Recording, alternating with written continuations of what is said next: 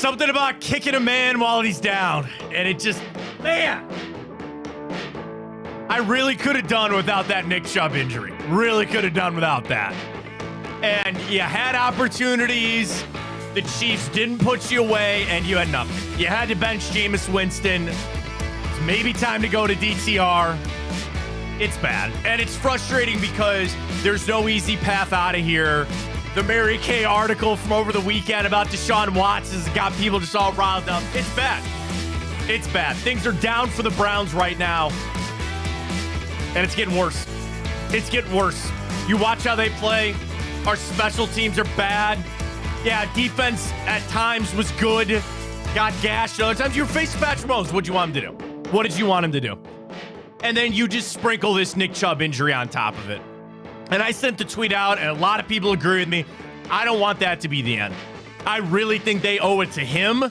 They owe it to this fan base to bring Nick Chubb back. And people, rightly so, tweet him. They go, get him out of here. Let him go somewhere else. He doesn't deserve to have to deal with this crap anymore. Browns fall. Where do they go from here? Decisions at quarterback, and the biggest decision maybe that we yet again don't have an answer to. What are they going to do with Nick Chubb? We'll get to all that coming up. Take a look around the league. We got the good, the bad, and the ugly. We'll get to time up. We got a fresh week for the bracket, fresh week for the grid, and we'll get to the morning update. We got it all for you. It's still a beautiful Monday right here on Big Play. Welcome to the show, everybody. I am Matt Fontana. Hey, is Ryan Tyler. Good morning. So happy to have you alongside. We're up on Twitter X at Matt Fontana Show. I know if you're watching there, like that link thing doesn't really work for some reason. I don't know what Elon does with Twitter anymore. But you always catch us on the YouTube side of things at Big Play. You can also check us out on Twitch and follow the Instagram at Big Play as well. So the Browns fought to the Chiefs yesterday. That is in no way shocking, right? That is in no way shocking that they fought to the Chiefs yesterday. And it was certainly, I want to believe that they had opportunities. I wanted to sit there and think that they had a chance to be in that game, mostly on how the Chiefs operate and how the Chiefs play, right? Where they don't put these teams away and the score doesn't look all that bad or whatever. The Browns are completely lost right now. And they had to make the move to bench Jameis Winston yesterday. And at this point, you've now opened it up. You might as well start Dorian Thompson-Robinson the last 3 games. And I really think, a conversation for today, a conversation that'll continue to be had. I'm ready to rubber stamp this, and it's hard for me to say just a couple of weeks removed from sitting here saying, wait, but we can live with Jameis Winston. I don't know if we can live with Jameis Winston anymore. I think that's done. And this isn't a franchise guy that you bench to try to get back. This isn't a, maybe he can find something. We can change the offense for him. You benched him because you had to. You benched him because you had no choice but for the betterment of the team than to bench him and go to Dorian Thompson-Robinson. And it's unfortunate that I think you've crossed that line. Yeah, you can obviously go back to him if you really want. Does anybody want to go back to Jameis Winston? That might be a good Twitter question this morning. Does anybody really want to go back to Jameis Winston either this season or next? Because, Ryan, it was just a couple of weeks ago that I sat here and had the same vibes as everybody else to sit here and say, what? I think we can live with this. Here's your bridge guy. That has gone up in smoke now. I think it's done. And it's so hard and frustrating because that would have been the easy answer. That would have been the easiest in a bad situation. The easiest thing for the Browns to do would just be run it back with Jameis and try to bridge this to whatever your future is at. And now, I don't even think you can do that. Like, I really think they said what they needed to say yesterday. For the mental health of this football team, we can't start Jameis Winston anymore. And that's frustrating. That's bad. Because you're now put yourself back into this box. You don't even have the bridge. You don't even have the easy, not trying to win football games answer right now. And it's back to me putting all my eggs in the basket. You have got to draft a quarterback. I don't know if I need it at 7, which is where we're at right now.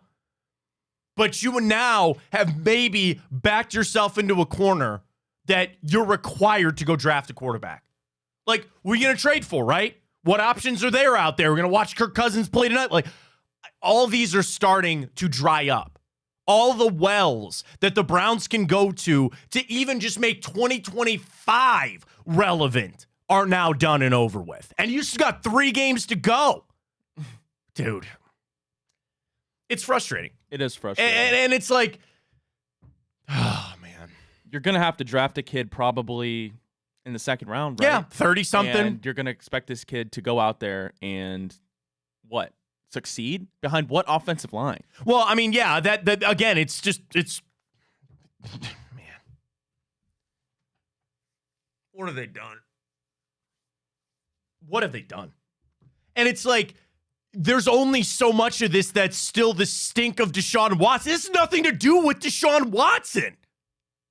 This really doesn't. It's gotten worse. It's gotten so much worse than what I thought it was going to be. And that's naive and stupid of me. That is naive and stupid of me to try to sit there and think it was, okay, we can just weather this rough storm here and we'll come out the other side and we can find something else. Nope.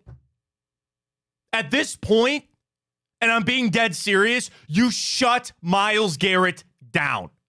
Denzel Ward does not need to play another snap. You go to Joel Bitonio and say, we are going to protect you, maybe even from yourself and these games. We're done here. Jerry Jeudy, go ahead. You can play, right? Cam Mitchell, you're going to have to play. Some of these other guys, I'm going to need you out there. But you watch Myles get poked in the eye, which again, is like, I thought he wore a visor. He took it off because it was raining, gets poked right in the eye. You bench these guys. Seriously. You need to, and I know there will be hell to pay, and there will be guys that Myles wants his sack total and all that other kind of stuff. You get these guys off the field. Yeah, I agree. Who cares? You get them off the field. Like, that is actually the smart thing for the Browns to do right now. And that'll be a PR, I don't even want to say nightmare, because I don't think anybody cares. That is the worst part of this, is that you are back to this team, this fan base, apathetic. They don't care. Look at that stadium. It was half empty. And then I'm going to say 3/5 that were there were Chiefs fans. Yeah. I had friend, dude, my wife. People are canceling their season tickets. I'm sure they are. My buddy and his wife drove from Columbus on the off chance to see Tay-Tay, and she won there. Yeah. That was sad. That was sad. I had a conversation. It was funny. I dropped my son off this morning, and the director at his school, she knows what I do. And we sit there. She loves the Browns. We're talking sports. And same thing. She had heard that, Taylor was going to be there, and there was all this excitement, and then she just wasn't. And we had a legit conversation. Do you think it's like Secret Service level that they couldn't guarantee her safety because it was so leaked out that people thought she was going to be there? Is she that status, I think that's every game, though. But she doesn't do away games, though.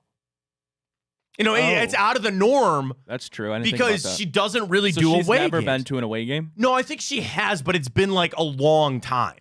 It was going to be against the grain for her to come here. And the whole idea was, she'd come to Cleveland. But you got to remember, Travis can't go out with her on Saturday. Like, he's with the team. It's not like he's back home and he could go to, go to Slyman's and go to Great Lakes Brewing Company and go hang out and do all that other stuff. He couldn't do that. He was getting ready for the game.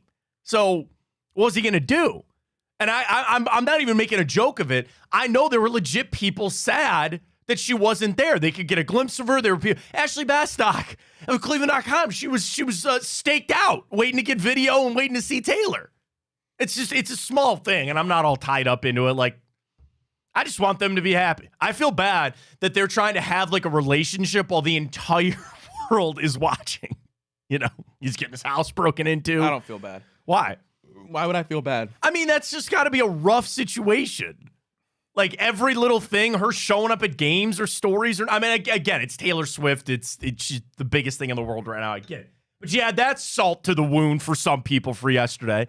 But the Browns are at a point, if they went back, and, oh, God, we got a lot of questions, man. We got to talk Jameis. What'd you do with Nick Chubb? Would you consider sitting down some of your star players? Absolutely. Would you? I would, too. I would, too. What's the point of having him out there? You try. Okay, number one, there's the job security thing of Kevin Stefanski. And if you want to believe, which I hope that the Haslams are all behind him and they're bringing these guys back and you're going to try to fix all this stuff, okay, fine. But, dude, could you imagine trying to play Joe Burrow without Myles Garrett if you decide to sit him down on Sunday? They're going to put up 70 on you. And whether or not you want to just chalk it up that the evaluation of this season is done, like, I guess, do you think they're strong enough? Do you think the team, not just Stefanski, do you think they're strong enough to be able to do that? That takes a lot of strength. No, not at all. So then you got to play him. Like, that's the toughest thing, is to be able to sit down to some of these guys and say, legit, how do I know that Myles Garrett is not going to break his foot on Sunday? How do I know that Denzel Ward's not going to get another concussion on Sunday? And I get that people always say, can't play the game scared. And, there's other teams that are out of it that are still playing their star. This feels different to me. This feels legitimately different to me. And it's not everybody. You got to play somebody. But I think the conversation needs to start turning, which is just...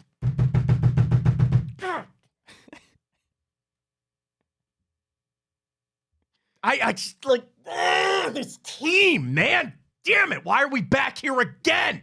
You know the answer to that. I know the answer, but it's not even that anymore. It had nothing to do with it. He's not here. He's posting dinner pictures somewhere. He's not even here. This has nothing to do with him. You know what? That's not true. You know what? That's not true. Because we had that conversation about the hope that got ripped away from this team. And again, this is how you and I feel. Imagine what the team feels. Imagine how they feel having to go to practice and show up and go play a meaningless game against the Bengals. They're probably going to throttle your ass on Sunday. By the way, open at 7. People are like, it should be more than that. It's going to be more when they start Dorian Thompson-Robinson. That line's going to jump when they announce that they're starting Dorian Thompson-Robinson. I think they need to sit down with some of these guys and go, we're not going to do this. Myles, you're still going to get paid this offseason. The only option on him is if he really wants to go try to win Defensive Player of the Year. He goes out there and has like a 3-sack performance against the team. I guess maybe it's still open. I have no idea. TJ Watt's hurt now. I don't know. But like, and then quarterbacks. Are you done with Jameis? Are we done here? I wouldn't say I'm done. Okay. I mean, because what's the point? I know he's not the answer, but you're going to go into next season, and it's either going to be like, are you even considering bringing him back or a draft pick? Yeah, I'm considering bringing him back. Have you changed your opinion on that at all? I never had an opinion that Jameis Winston was the answer. No, but I'm just talking about the bridge, the starting guy for next year. Okay. When you're talking about a bridge quarterback, let's be real. It doesn't matter how good he is. That's not what he's there for. No, I understand you're still trying to win games. Well, but that's what I'm saying. Like, you help set yourself up for future success if you can get a little bit. Like, if you're just throwing a lame duck quarterback out there, nobody else is going to be able to get their work in. You know? Yeah, but like, Jameis isn't a lame duck quarterback. No, but I mean, they benched him again. Yeah, because he sucked on Sunday. Do you just come back and say, all right, well, he'll come back? I guess. Like, you're not winning games next season. I know. I think that's and that's you're going to say you can't conclude that. But I know. The reality is you're not going to win many games next season, just like this season. Yeah, I'm still considering bringing back Jameis as the bridge quarterback who's going to be cheap. No team. That's what we're talking about now. Yeah, that's another point too. Yeah, that's not a good point. What am I going to do? You're going to have to, and then you're going to have to draft a rookie quarterback, and they're going to sit there and say that Deshaun's going to come compete for the starting job. Okay, let's talk about that. That's not going to happen. Let's talk about it. They just have to say that. So, and that was a good point that I think Jack had. So going back to the Mary Kay Cabot article, right? And she said the Browns are bringing him back. We all knew that. But the option to compete, I think that's some game playing.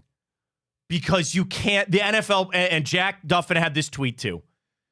The NFLPA would get involved if they, and I don't know how. About like what? That's what I'm saying. I don't know how that they wouldn't just say, look at this situation. He's made so much money. You got to just say, yeah, we're bringing him back, and he's going to have a chance to compete. What would the PA have a gripe about? They could file, I guess, because it's like, dude, they're paying him his money. It's not like they'd sit there and say, we're not going to give him his money. But like, I don't know. I don't know. They keep the facade up, right? We've been through 1,000 quarterback sham battles before where these guys are going to compete. No, we know this is a joke. We know that this is all just to act like you're doing something here. You're not. I think they just had to say that, or Mary Kay put that out just to, again, that's their stance right now. And is that phony and a bunch of baloney? Yeah, malarkey is what I was going to say. Malarkey. Like, we all know that's not true. And the other side of it is I'm going to ask Deshaun Watson to just accept that. Like, you actually are going to need Deshaun Watson just to be like, you know what? I'm going to accept just walking away at this point. But, like, people got all wrapped up in, I get it. It's a lightning rod. It's triggers. It's click because Deshaun Watson. I get all of it. I'm not debating anything that Mary Kay reports. I would never debate anything that she reports. But, yeah, that's got to be the status quo, the line, the company line from the Browns right now is we're going to bring Deshaun Watson back and we'll give him a chance to compete. We know that's fake. We know that's not real. But that's what they're going to have to say right now. And they will bring him back because it's cost prohibitive to not. They'll start him on PUP, and we'll cross that bridge. It's a year away. Literally a year away. Could actually be that stupid and play him again when he's healthy? You think they could be that brain dead of an organization? I don't know. Like, I mean, nothing would surprise me at this point. If he's sitting there, you're talking about that point collateral damage. You're talking about the message that it sends to the fan base, the message that it sends to the team. And the thing is, truly, if you don't have a better option, that's the other problem. I know you're laughing. You might actually not find a better option. That's sobering. That's a slap in the face if you sit there and say, we might not even be able to even find a better option. But at that point, still, you can't throw him out there. I would agree. I don't want him to start anymore. I don't think he's going to start anymore. There's always. But like, I'll put it this way. They don't have to do anything right now. That's exactly where they don't have to do anything. And that's where you tried Jameis.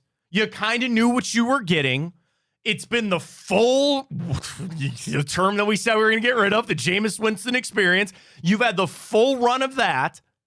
Frankly, I'm sick of it. Like, I think at the end of the day, it's there's probably no greener grass. I tried to talk myself into that after the Ravens game. I tried to talk myself into it after that Denver game. And I just need to come to reality and say that there is no greener grass with Jameis. You know what you get, and that is what it is. At least if you go with a drafted rookie and they're doing this, I have some hope to grab on to. It might not be very much. It might not be that he's the answer, but at least I got that. I'm ready to put all my eggs in that basket. I am ready to put all of my eggs. And if they want to shock me and do something crazy at 7 and take Jalen Milroe or do something, trade back up in the first round and I think you might need that shake. I think you might really need that shake up right now. I can't get behind. I get what you're saying, but for me, it's so tough. I accept that this is going to take multiple years.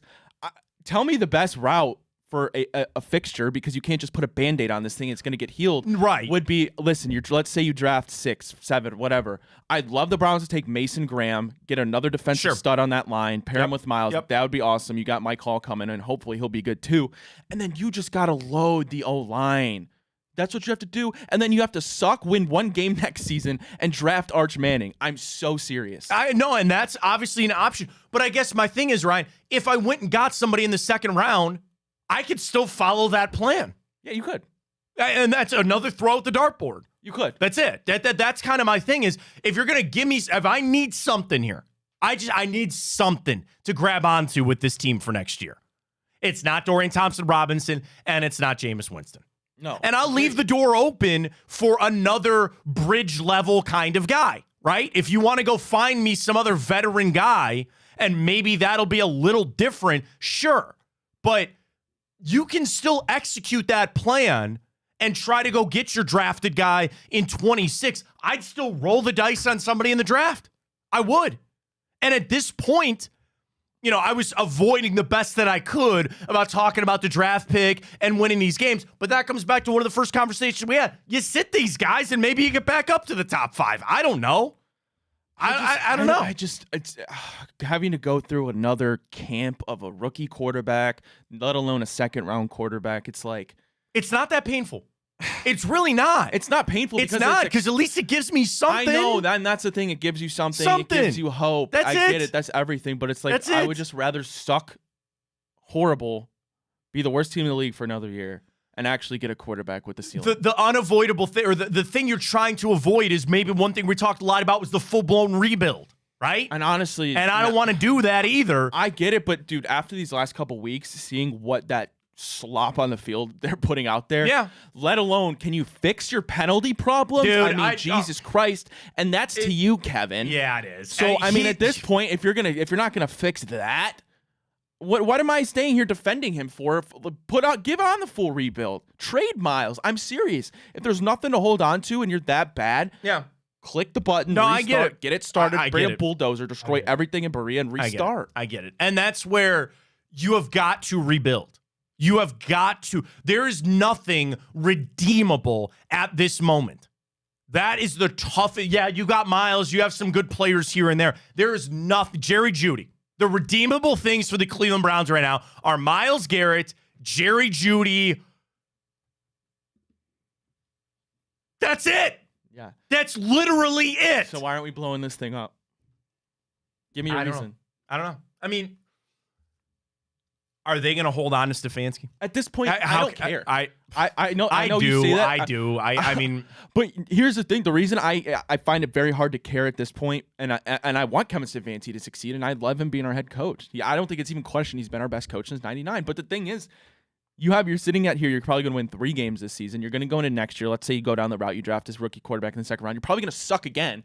Is he really going to survive back-to-back seasons of 3 wins, Matt? I don't think so. At that point, what does it matter? What coaches in the NFL do? And what matters at that point? You absolutely. Just absolutely full rebuild. So, I mean, I'm ready to just tear this thing down. Well, and talk about hope, right? I want to hope in a quarterback. If they hired a new coach, I'd probably start talking myself into that guy too. There's some stink that can't be washed off. There just can't be. And that's the thing. Daryl had that, man. That was our 15th season of losing 11 games. In 25 years, 26 years, 15 of losing 11 games. I don't care how much money Jimmy Haslam spends. He doesn't either. That's the kind of a positive in this whole thing is I don't think he cares either. I know, but you're not able to take advantage of it. 0 results from it. Put that question out. Would you sit everybody? Would you, if you were the Cleveland Browns, would you sit some of your star players for the last 3 games? You know, we saw that yesterday, right? TJ Watt hurt. Patrick Mahomes hurt. You see what happened to the Lions? They lost 2 more defensive guys yesterday. 2.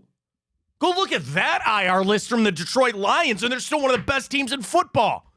Dude, Josh, oh, God. Wow. We'll go around the league tomorrow, but wow. That dude has everything, He's so good. And I sold him short, man. I took Detroit. He's living every guy's dream. He is just balling out right now. I want to marry Hot Girl. Isn't that her name? Haley Steinfeld. Is that her name in the show, Hot Girl? Yeah. Is that it? I don't even know. I honestly, what is she? She's an actress, right? Yeah. I don't know what she does. Yeah, you do. You've done. No, I swear to God. Really, what show is she on? She was. Let me think. Well, it's Hot Girl. That's who she was in Marvel. You didn't watch that show? No. She's been in Pitch Perfect. Don't know. She's done a lot. Okay, I'm sure. Yes, I know of her, but I couldn't tell you any of her work. All right, if you were the Browns, would you consider sitting some of your star players? And those players would be Miles, Jerry Jeudy, Denzel Ward. I already see the replies. What star players? Oh, yeah, right. Yeah. No, I get it. Like, that's got to have to be conversations here moving forward. And I think you're doing that to, like, again, try to avoid a potential injury. You don't know exactly what's going to happen. Like, it's more about the messages sent. It's more about if they're able to handle this, if the team is able to handle. The problem is it almost doesn't matter anymore. Like, if they came out and they said Miles is going on IR and these guys are going on IR, yeah, we'd complain for a little bit. We'd have an issue with it for a little while. But the reality is it's the smart thing to do. It is the right thing to do to try to persevere for next season. That's it. Yeah. I mean, if Nobody's going to like this, but it's like, Matt, I mean, how much closer are you now than you were just 6 weeks ago, right? To being open to the idea of dealing Myles Garrett. Are you still not even open to it? I'm not open to it. I'm not open to it. And the thing is, it's the same conversation, just on a different level of sitting guys, right? But what I'm doing, if I say that, is 3 first-rounders. No. I think you'd be a fool I not can't to. do it. I think you'd be a fool not to. I just can't. I can't. Because you're inevitably trying to push that rebuild.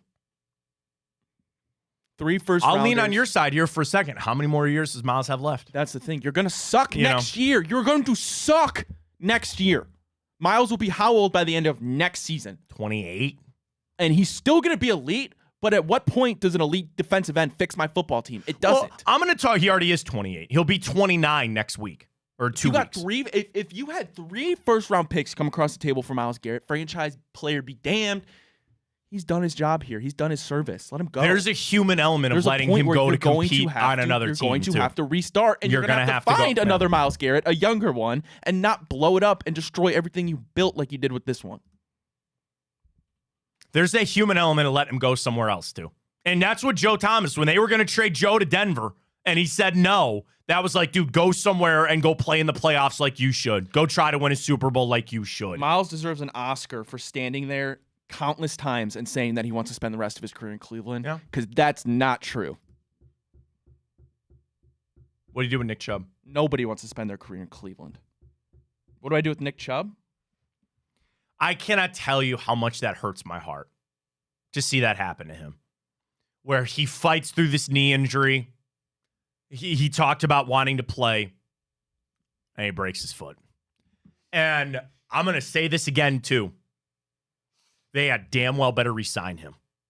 I'm not asking him he's going to be your third down back, or like, I'm not talking about him being the same player over again. Because talk about that. Now his offseason is taking a hit yet again, because we all hoped maybe a full offseason he could try to recapture some of that.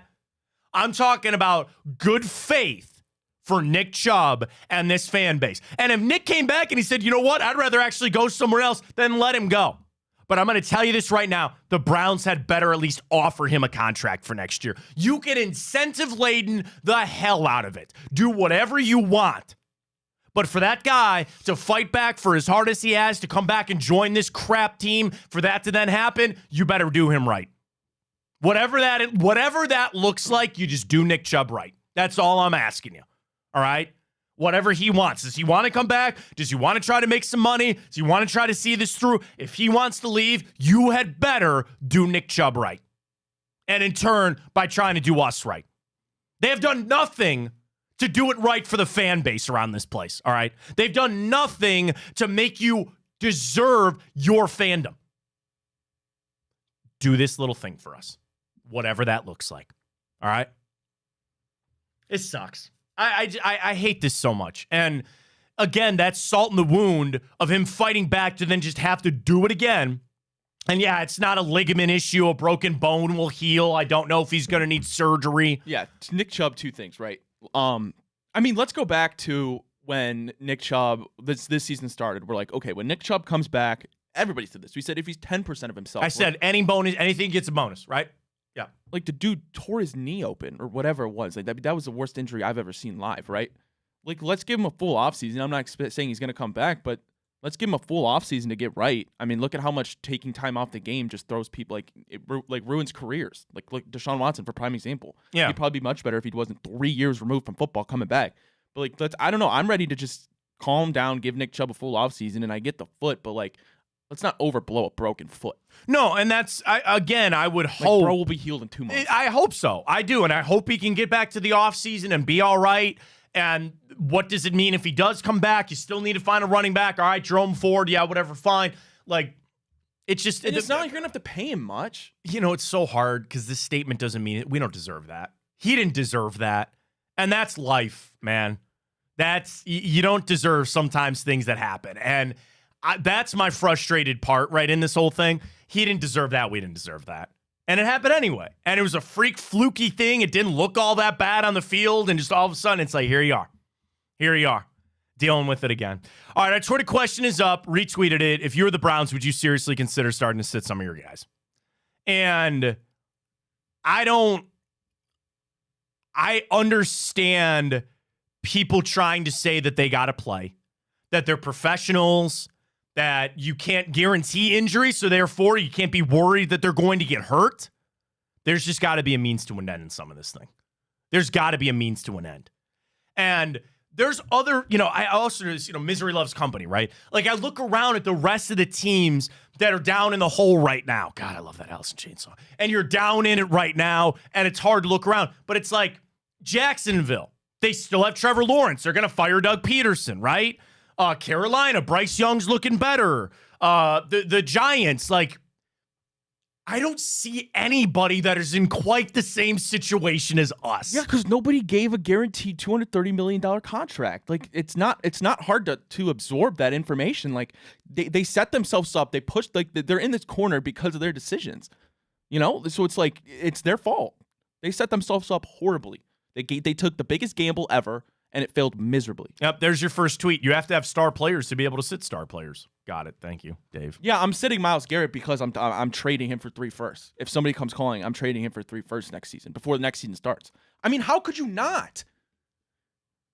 I don't want to. It doesn't matter. I don't want to. I know. The full-on rebuild has to happen. I'm not going to sit here and watch Josh Allen, Lamar Jackson, Patrick Mahomes, even Jalen Hurts with having won 13 games already. Like, you're doing nothing.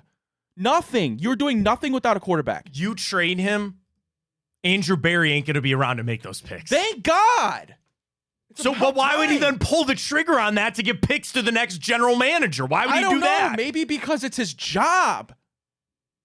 But no, the thing is that's not if you're acting on the best interest of the team, I don't think trading Myles Garrett is in the best interest of the Browns. I don't. It is not for Andrew Berry, right? Because he won't be here long term, but in the best interest for the Browns long term. I don't think so. Yes. Yeah. Ryan, I'm talking about even if you got 3 ones and you drafted 3 defensive ends, I doubt all 3 of them could even equal what Myles Garrett is. Well, I hope I don't draft 3 straight defensive ends. But you know what I'm saying? Like, you draft a collective. It doesn't matter. I don't care how good my defense is if I can't score 20 points on offense, Matt. You draft 1 quarterback. The difference would be is if you did use that 1 pick and you found your Patrick Mahomes. I don't care how good Myles Garrett is. He could be the most elite defensive player ever. You don't win games in the NFL if you can't put up 20 points. I agree.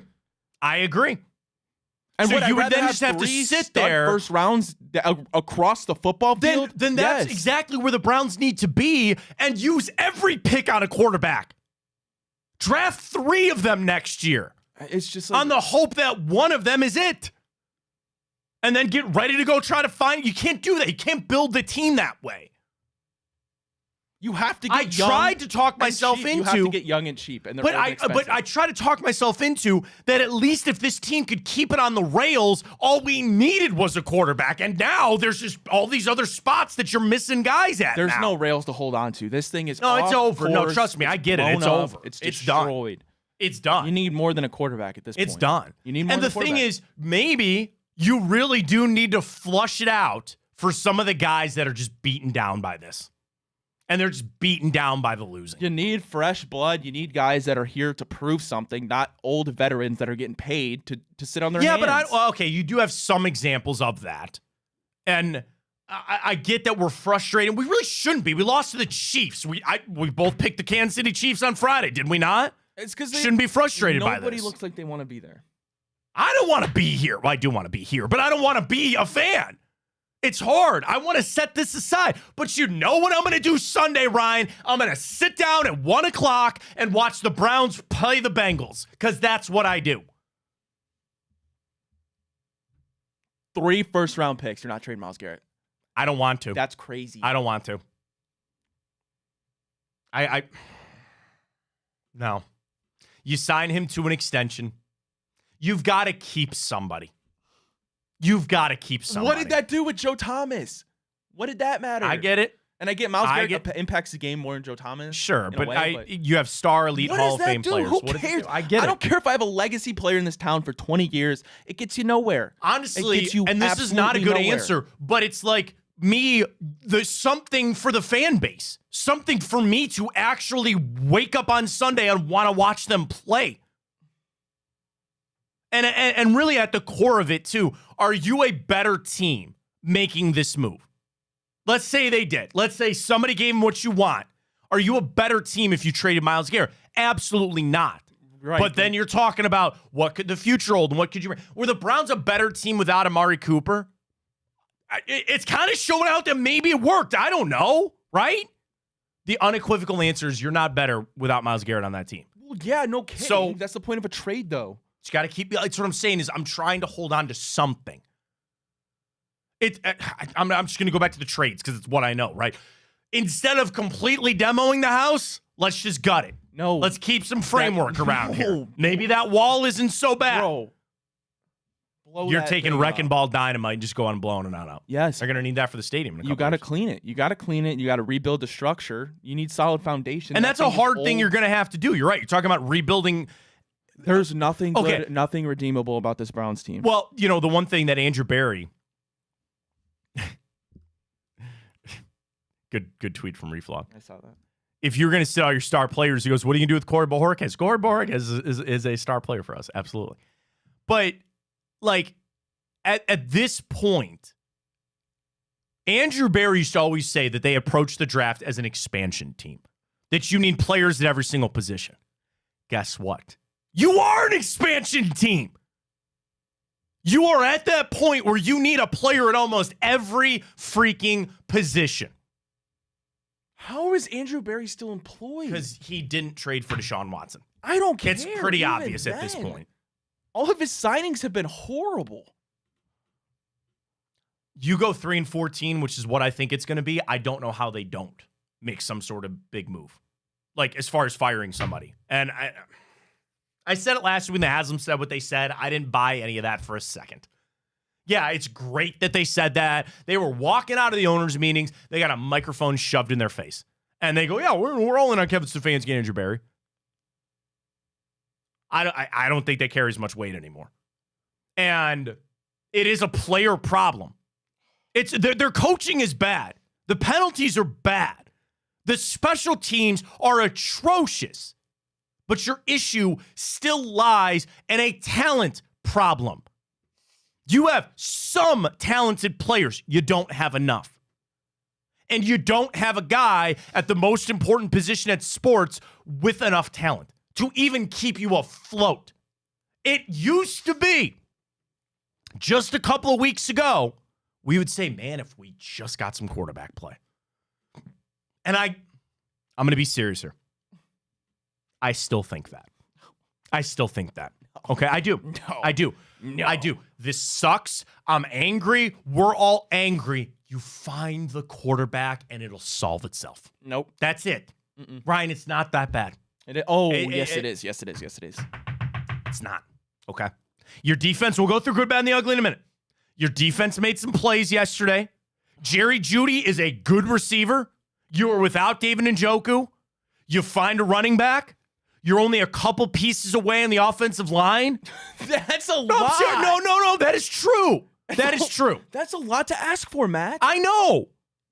But if you just somehow But that's find not the something that you can fix in a single season, find let alone your quarterback. 2 seasons. Find your quarterback. Andrew Berry handing out horrible contracts, Matt. All you have on the defensive line really is Myles Garrett. Mike Hall's playing. We'll see what he can He's doing all right. I'm not going to stamp him a good pick No, yet. I'm not yet either. We got plenty of time That's to go. all you got on the defensive line. What do you got at cornerback? Denzel Ward is good. He's getting older. MJ He's Emerson got concussion hurt. away. MJ Emerson has been awful this season. Greg Newsome's on the IR. He'll probably, hopefully, be out of Cleveland. Go to the safeties. Grant Delpit, okay. Juan Thornhill, Still a horrible. defender. Still a defender of Grant Delpit. Outside of linebacker, you got Jock, who we don't even know his future in football. Yeah, that's fair too. What else you got there? I mean, that is a lot to fix. That is a lot to fix. That's exactly why you're at it. There's a lot of things that you're going to have to fix, but I still just truthfully believe if you find the quarterback, it'll be all right. But like where? That's the thing. I don't know. That's the thing. I don't know. Next year there aren't just this slew of quarterbacks to pick from. No, yeah, and you that's draft a guy in the second round. But that's not gonna work. When does that ever work? No, and you're still probably gonna have to go bridge route. Like I want them to draft a quarterback, yes.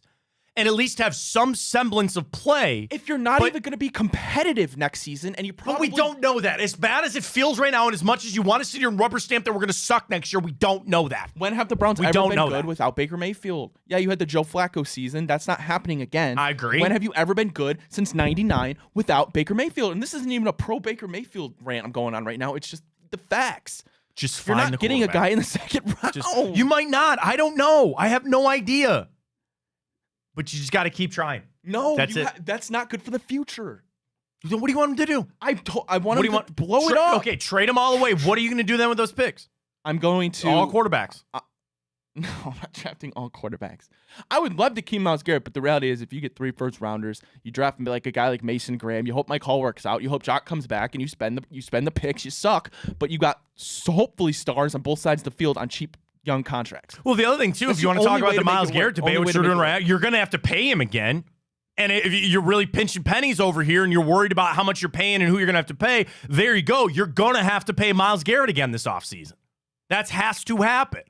So if you're really concerned about the money, then that's another pro-trade Myles Garrett discussion that I just don't want to have. Teams just don't go from what they were last year to winning 3 games and being one of the worst teams in football. Like, that just doesn't happen to good franchises. It doesn't happen. No, but the thing is about good franchises, they're able to lessen that gap of not being good. Like, there's some elite, you know what I'm talking about?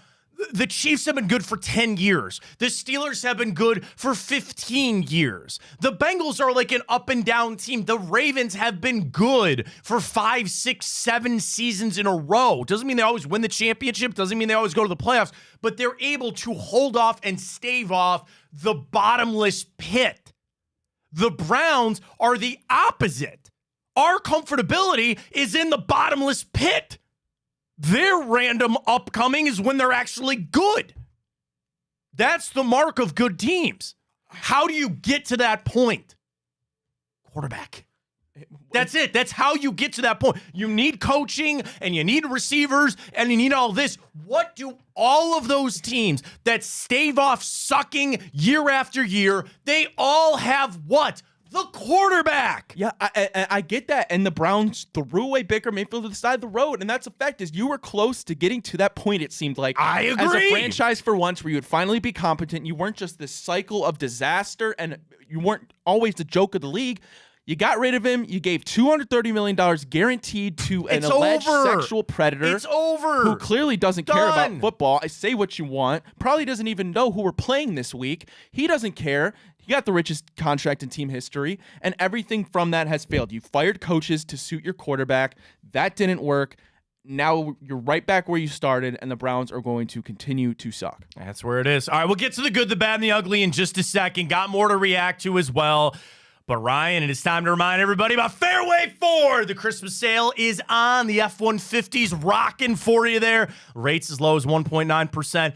No payments as well if you need it for that 60 days, or excuse me, 90 days. You got 300 F-150s on the lot, ready to go. Now is that time to get into that new ride at Fairway Ford. Folks, they're going to take care of you. I can guarantee you that, especially if you go there, you go on their website, get on their chat feature, and you tell them, we sent you. Even if you don't, they take care of you. They take care of you with a deal. They got the money off the MSRP right now. They've got the rates that you're looking for. You might be saying, now might not be a great time for me to buy a vehicle. Now's a fantastic time. They got all the deals. They got the money off. What is more important to you, right? And you could talk about this with the people at Fairway Ford. Do I want that lower payment? Am I able to put down a bigger down payment, a lesser down payment, the interest rates, the money off? What do you need to get done? And they work with you. Sometimes when you hear somebody say like they're wheeling and dealing, that's got a negative connotation to it because it sounds like they're slimy or they're making bad deals. Not at all. That just means they're willing to work hard to find you what you need. They sell a lot of cars at Fairway Ford. A lot of cars. That's good for you. They're willing to make the deals. They're willing to be able to find you the vehicle you're looking for. And you might have that idea of exactly what you're looking for. Maybe you want to order it through Ford. You can do that with Fairway Ford. And by the way, they might be able to get you priority on that. But they also have just such a vast inventory that even if you go to their website, fairwayfordohio.com, can't guarantee you much. But I tell you, I got a pretty good feeling you might find something pretty close to what you need. because that's how many vehicles they have. They are the largest Ford truck dealer in the state of Ohio. Wouldn't you want to go there? Wouldn't you want to go somewhere that's got a lot of options for you? FairwayFordOhio.com is their website. Tell them we sent you. They'll take care of you. Just even starting your search. Listen, it's usually not, you snap your fingers, you go buy a car. You're doing your research, you're looking around. Just add FairwayFordOhio.com to your search. Reminder, this Saturday is the Fill the Trunks for the Animal Charity of Ohio, 10 to 2 out at the dealership. You can take your pet, get your pictures with Santa if you'd like. And again, they're filling the trunks to be able to help all the pets here in Northeast Ohio that need our help. The Animal Charity of Ohio Fill the Trunk event is coming up Saturday at Fairway Ford. We'll see you out there if you can go from 10 to 2 right there in Canfield. FairwayFordOhio.com. All right, Ryan, you got it up. What's our Twitter question at this morning? 54.2% say no, they would not sit their star players for the rest of the season. So close. Cujo, of course, with the one tweet I said was going to happen. I would need star players before I could sit there. Got it. There's Dave. That was going to happen. Yep, we got it. Dave Ramsey, have to have star player. Good one, Dave. Apon Ace, what stars? Oh, they're all creative. Yeah. You have good players. You have good players. Do you? You do. A couple. You do. And I'm going to try to grab onto those guys. I'd like to keep them around here. For what? You need to build a base. You got to have base something here. and I get it. Because, okay. And I think we've got a lot out in 40 minutes, 45 minutes almost already. And I feel better. Like, I don't. This sucks. It's really hard. Again, the joke. This is really hard. This is really hard. Like, they sold their souls, Matt. That's what it comes down to. Listen, and they're paying the piper. I know. And we've been through bad, lean times before. This feels different, and I hate being here. I really do. You just got to hope for the future. That's it. And that's I'm not going to yell at people that gave up their season tickets. I'm not going to yell at people that don't want to watch anymore. I completely understand it. And we'll put all our energy into the Cavs, and that's going to be a lot of fun to watch them. But at this point, when do they even play? We play tomorrow, right? Wait. No, we play tonight. We got Brooklyn tonight, right? Thank God. 7:30, playing Brooklyn. We've been through this before. And I know you don't want to hear this right now, and you're going to laugh, and you're going to tell me I'm crazy. But, Ryan, there's brighter days ahead. Of course there are. There's brighter days ahead. But this one is different. It's not. Yes, it is. I'm sorry. Today's not a break day.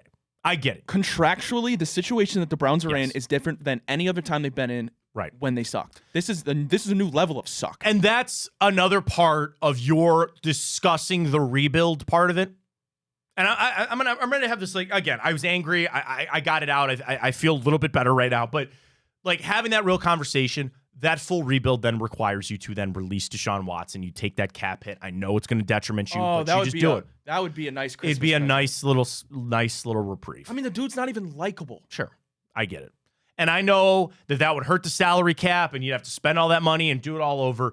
If they're going to go that route, which is on the table, which is, like, again, a borderline complete teardown. It's worth it. Then you bite that bullet and you move on from it. I know they're not going to, and I know that they have to hold on to him for the money, but that's what they truly need to do.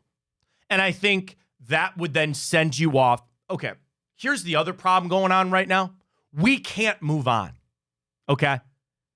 When you have something bad that happens in your life, or trauma, or things like that, you cannot truly start to heal until you move on. Until you start taking the steps forward to say, I'm not looking in the rearview mirror anymore. And as long as Deshaun Watson is here, you're going to keep looking over your shoulder. You're going to keep looking in that rearview mirror. And I don't think there is any way, truthfully, the Browns to heal and to get better as long as he's still here. Now, the thing is, they might still hold on to him for a year and say that we're not truly going to start the healing until 2026. That's a long way to go, and that's a hard road to be able to have to walk down, but we might have to do it anyway. And that's the unfortunate reality of this team. And when they show up for training camp in August in Berea and they get ready for their first game of the year next year, I don't know where things will be. I don't know where we'll be. And it's going to be hard because it's just you want to believe, you want to have the hope, and you don't have any right now. I mean, Matt, you've been in the game longer than me. Has there ever been in Cleveland a scenario where the fans hate a player that plays for them this much? I mean, people hate Deshaun Watson. No, I understand. And like, people absolutely hate him. The thing is, and again, you don't want to hear this, but it is also a little true, that it's not all his fault. A lot of this, sure. He didn't play on Sunday. They still were able to sign the, like, it's just, it's not all, as much as you want to say it's easy just to cut Deshaun Watson or blame all of him, it's not all his fault. I don't know, dude. Karma's it's real. not all his Karma's fault. Real, man. I don't know. I doubt that highly, actually. I'd like to believe in karma, but I don't. And I think, but I don't. No, I mean, listen, that there's no easy way out of this. There isn't. And I bring it together. We're together in this. This sucks. There are brighter days ahead. You don't feel it right now. You don't even want to talk about him, probably. You don't even want to think about it. If you're a Ohio State fan, I'm geared up for Saturday. I'm excited for that game. We got the Cavs going tonight. Put our energy towards that. It's the holiday season. Spending time with loved ones. That's it, man. That's where you got to focus. But I want the Browns to be good. I do too. And you want to know the unfortunate truth is, Ryan? They will be. I just don't know when. They're going to be good again. Maybe. I hope so. And that's all I got. That's the only option that we have at this point. I just want them to cut Deshaun Watson so bad. Yeah. Like, I just want them for once, Matt, to admit a mistake. Yeah. No, I mean, that's... Even if it's... It doesn't really solve the future. Yeah. You're talking about the future. It's obviously detrimental. I don't even care. I just want him off the team. No, I know. That's and again, sick, that'll be one of the days of greener pastures and brighter days whenever we get there. I don't know. All right, you want to do the good, the bad, and the ugly? Does it serve a purpose? Continuity on the show, I guess? I guess. All right, let's do it. Yeah, let's do it quick. Let's do it.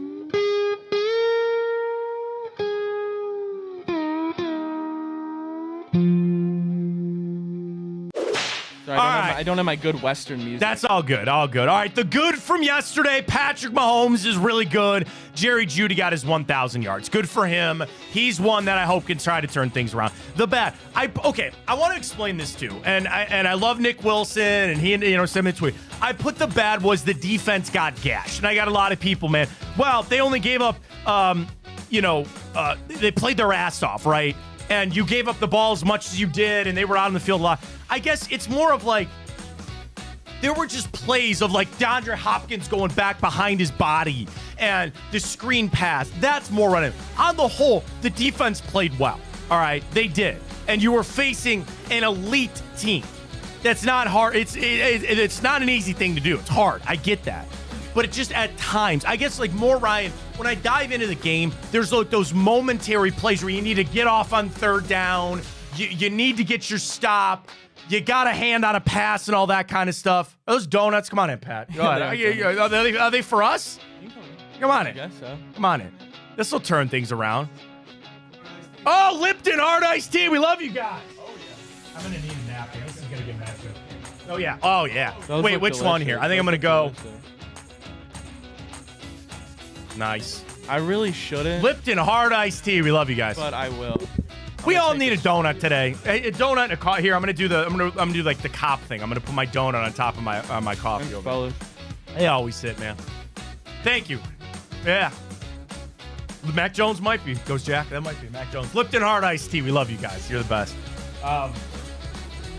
Now I'm just thinking, I'm like, man, I might have to get some Lipton Hard Iced Tea for Saturday night, buddy. Take it for what you will, but listen, at the end of the day, the Chiefs have had some struggles. I know they're one of the best teams in the NFL. Right. They look at the Browns, they looked at them on Sunday and said, this is a team that's awful. We're going to go prove that we are a dominant team, and we're going to go take it out on them. And that's exactly what they did. And that's the thing. The Browns are back to being one of those teams that other teams circle and look at and say, this is a time where I'm going to get my team right because they're a joke and don't belong in the field with us. And then that's where I want to specifically talk about the defense for a second, too. It can be individual plays. 9 out of 10 plays were great, but that 10th play, they picked up a 3rd and 8. It's just the little times, and I get it. It's Patrick Mahomes. It's the Chiefs' offense. They have weapons out the ass. I get it. But just there was points on the defense, but overall, I thought they played well. The injuries. So rack it on up, okay? Nick Chubb, broken foot. What happened to Shelby Harris's elbow? Because I had a fear that he tore his triceps. You lose MJ Emerson. Myles Garrett got poked in the eye. And I think there was one other, right?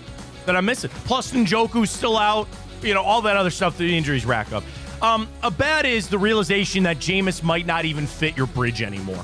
He might not even be able to service as your bridge quarterback anymore, which is not good for the Cleveland Browns in any stretch of the imagination. I don't know. That's such a great topic of discussion. Is Jameis, can he be the bridge? Because what has Jameis been his whole life? Yeah, he's been inconsistent. Yeah. We know that. So now we're sitting here shocked that he played 2 great defenses and looked like crap. I still think there's a reality that he could come be a good bridge quarterback. Well, maybe we'll save that for 2 for Tuesday tomorrow. Do you still think he can be the bridge guy? And I guess, okay, here's some positivity on that. We're better armed and better prepared to deal with it. I think, and I know because this was how I was, we got suckered in to a pie-in-the-sky idea with Jameis Winston. That has now been blown up. At least if I go in next year, I can better rationalize it, or I can be better prepared to handle it. I will fully admit, I am not well prepared enough to deal with watching Jameis Winston play quarterback for the Cleveland Browns. Oh, maybe, I love it. Bring it on. But it's like so fun. I guess just up and down the field. I don't know. If you're gonna suck, at least make it enjoyable. Can they try to limit the turnovers? I'm sure they are, but that's it. So can you stand correctly on the line of scrimmage? I mean, my God. Oh yeah, the penalties are atrocious. Kevin Stefanski in 4.5 years, almost 5 now. That's a real problem. And I don't know if it's the offense is too complicated, if it's an attention to detail thing, or is that going to be everybody's next excuse for Deshaun Watson? The offense is too complicated. Maybe, yeah. We'll get back to that. Like a toddler. Why do we keep having these penalties? Penalties in the scope of the game, pass interference and holding and all that. That's all aside. You can't line up. You don't know where you're supposed to be. What else are you supposed to say except they're dumb and undisciplined? I guess. Quite frankly, something. That's it. Bad. I didn't feel like we were really in that game for much of it yesterday. Ugly. I'm sorry. It's got to fall on Bubba Ventrone. We got to go away with these special teams. Why can we just not find somebody like Josh Cribbs and say, you're only ever going to return kicks. You're not even going to be in offensive meetings. Your sole job on this team. And I know they tried that with what's his name? The guy that tore his Achilles. Former All-Pro guy. Short guy. Fast as hell. Jakeem Grant? Jakeem Grant. Thank you. They brought him in here with the idea you're only going to be our kick returner. Now you got to put special, a practice squad guy back there and Prochet fumbles. Then he's gun shy the rest of the game.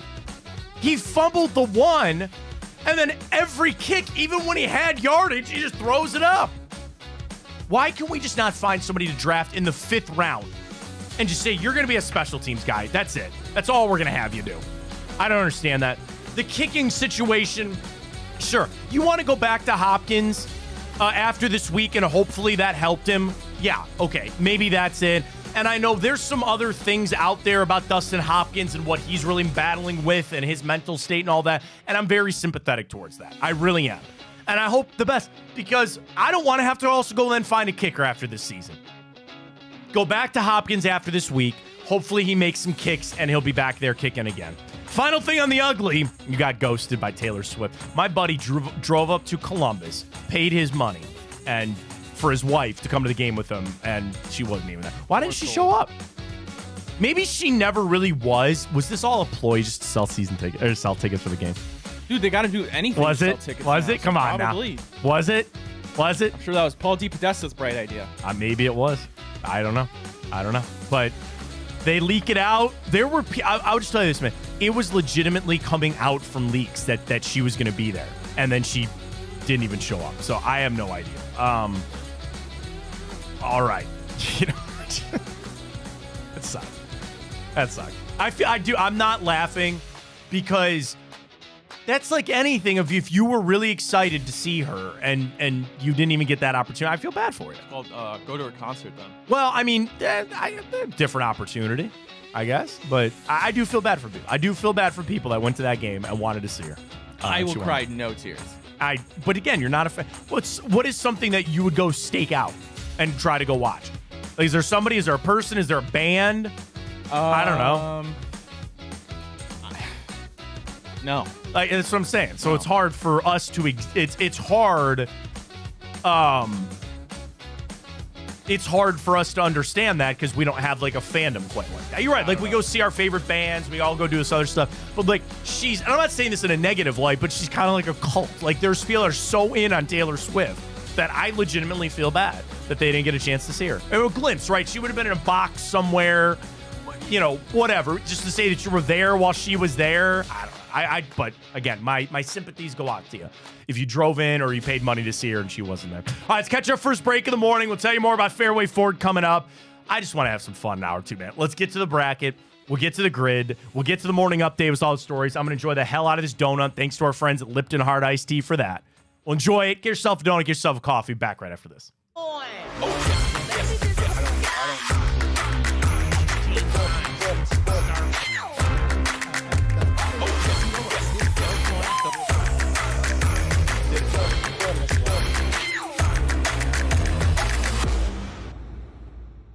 The Big Play Sports Network.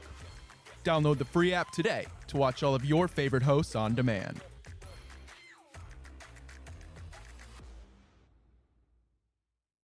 I'm Garage Beer, and this is Bobby Carpenter. Garage Beer. Beer-flavored beer. Beef with an F? Okay, my bad. It's crisp and cool, and it doesn't taste like... I'm Bobby Carpenter. I drink in garages, because my wife says I don't belong inside. If you like a cold breeze on your bag, drink Garage Beer. It's American, and so can you. Garage Beer. Beer-flavored beer.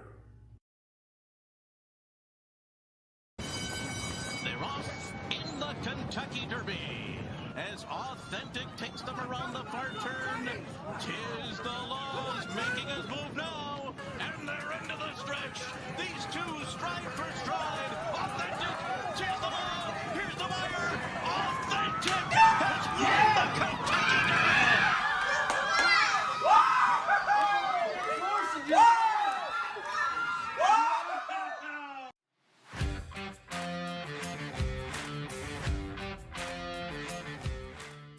I would like to see the Guardians re-sign Shane Bieber.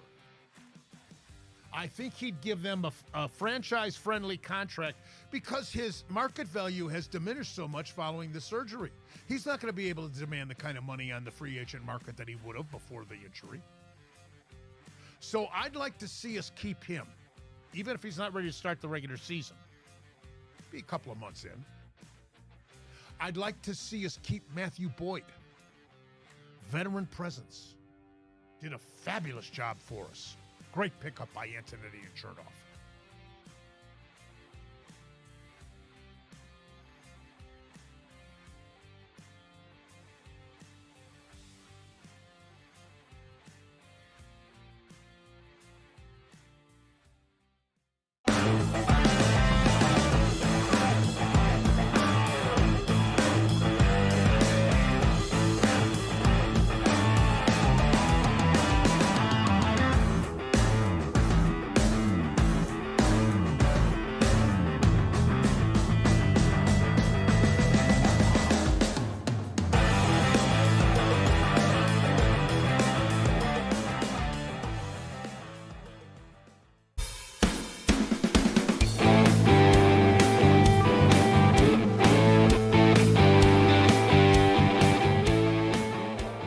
Welcome back, Fontana Show. We got to talk about these drones, man. They had to shut down right Patterson Air Force Base. We'll get to that. Morning update. Ryan's got all the stories. We'll get to the grid. I'm really looking forward to the grid today. I haven't seen it, but we need to get something off the Browns. You want to do a Brownsless hour here?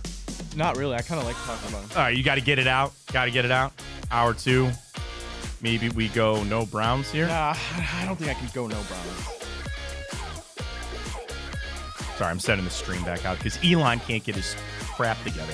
Presented by Fairway Ford. Let's go, Ryan. Stories got to know. Morning update. Take it away. All right, well, the Cavs are actually a good team. Yeah! They play Brooklyn tonight in the Barclays Center, 7:30 p.m. tip-off. Cleveland is a 10.5-point favorite in this one. Max Strus will be out. Craig Porter will be out. Jalen Tyson out. Evan Mobley and Luke Travers game time decisions.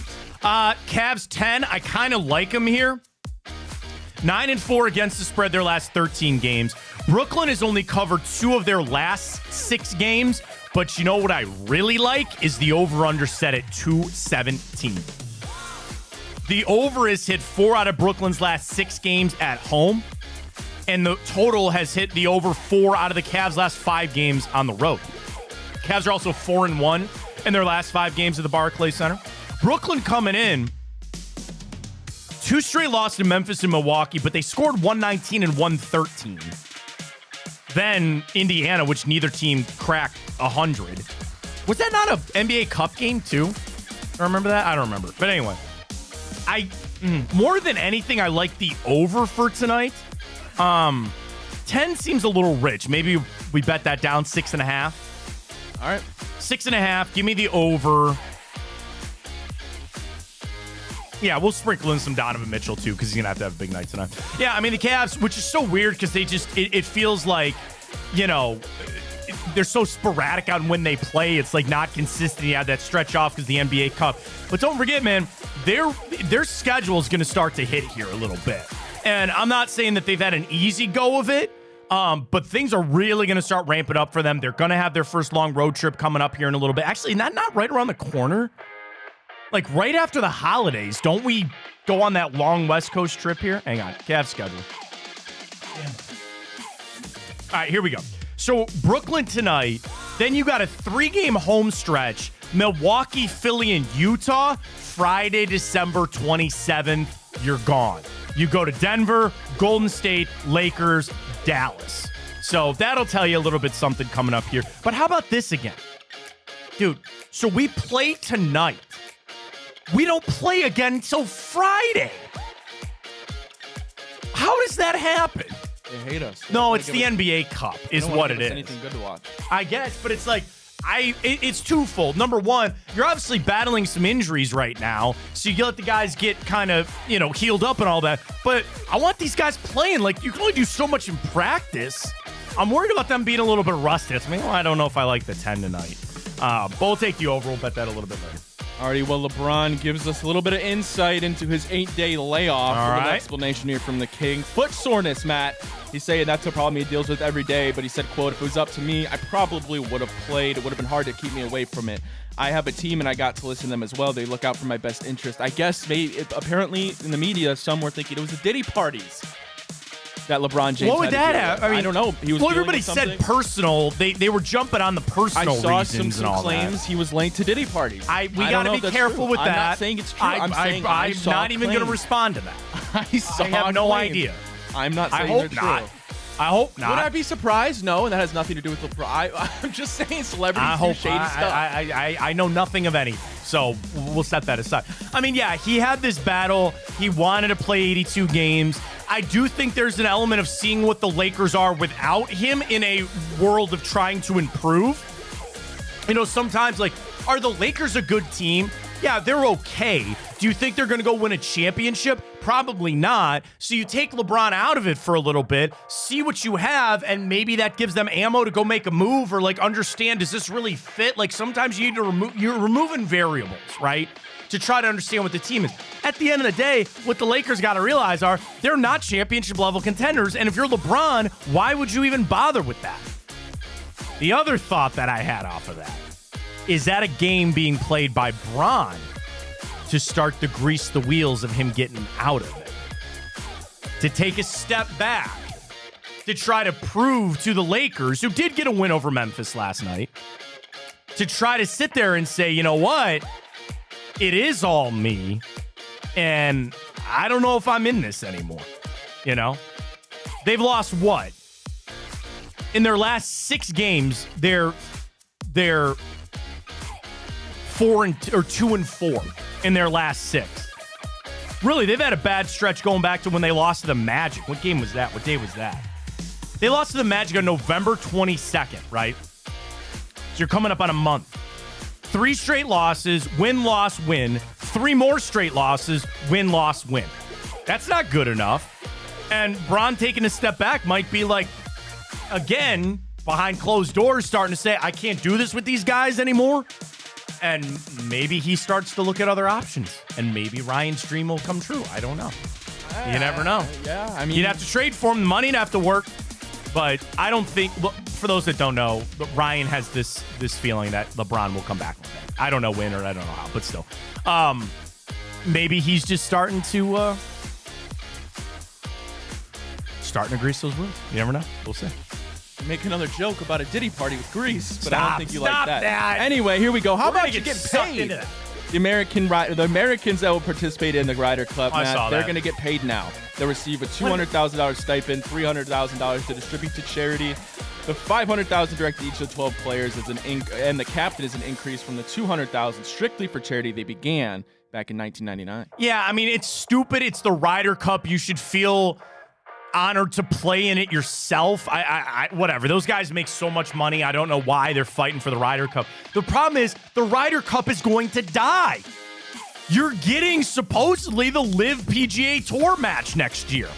We got the one coming up that's already, what is it? Isn't it Scheffler and Rory and Bryson and Brooks? Is that not coming up? I think so. Is that it?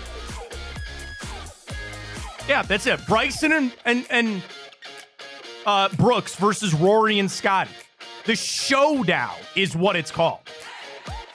It's not this weekend, is it? Yeah. Yeah, of course Chuck's going to be there. David Faraday's going to be there. Dude, oh my God, it's tomorrow.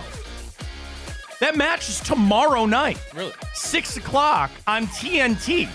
It's also going to be streamed on Max. Huh. All right. Yeah, I mean, that's the crappy part is eventually the Ryder Cup is going to lose interest because everybody's just going to want to see the Live PGA Tour thing. By the way, did you see Live bought another 6% of PGA Tour Enterprise? I don't know what the hell's going on there. I don't know. I like golf. I'm a golfer. I watch the PGA Tour. They need to get that crap figured out. Like, I don't really like what the Live Tour stands for.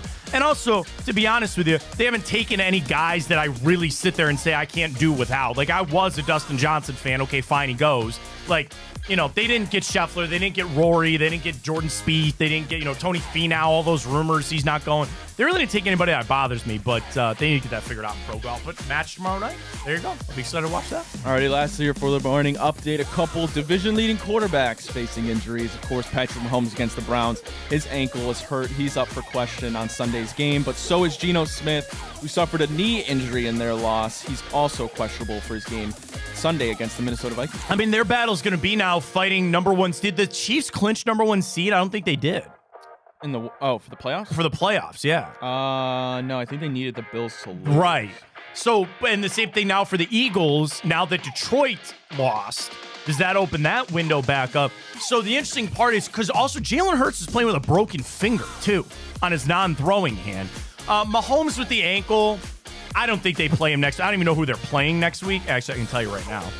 They're playing the Texans on Saturday. On Saturday, by the way, we get Saturday football this week, too.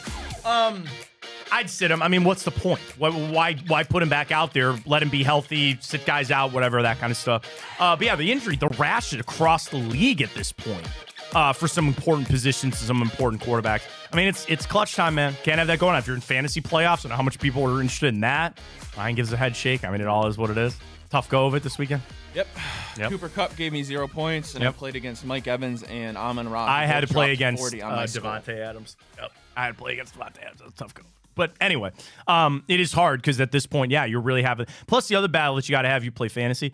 The battle of these teams actually playing is Joe Burrow going to really go out there and give especially if they lose this weekend? Now they have an insane chance to make the playoffs. They need somebody to lose out. I think it's Denver. I think they need Denver to lose out. They need the Colts to lose another game. I don't know. So, are you going to get your full complement of Jamar Chase and crew? I don't know. Welcome to it. We'll see how it goes. All right, speaking of full complement, let's do it. There's the grid. Yes. All right.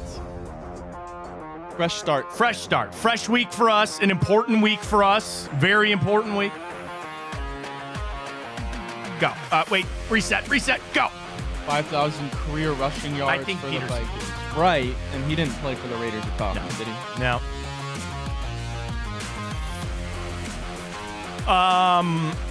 Walter Payton. Sure, I guess that guy was pretty good. Allegedly. Sweet. Allegedly. Bus Franco. or Franco. All right. What's speaking to be Vikings Falcons? Probably Kirk Cousins. That would be right. That would be, I was like, man, something's really bothering me right there. That would exactly be the answer.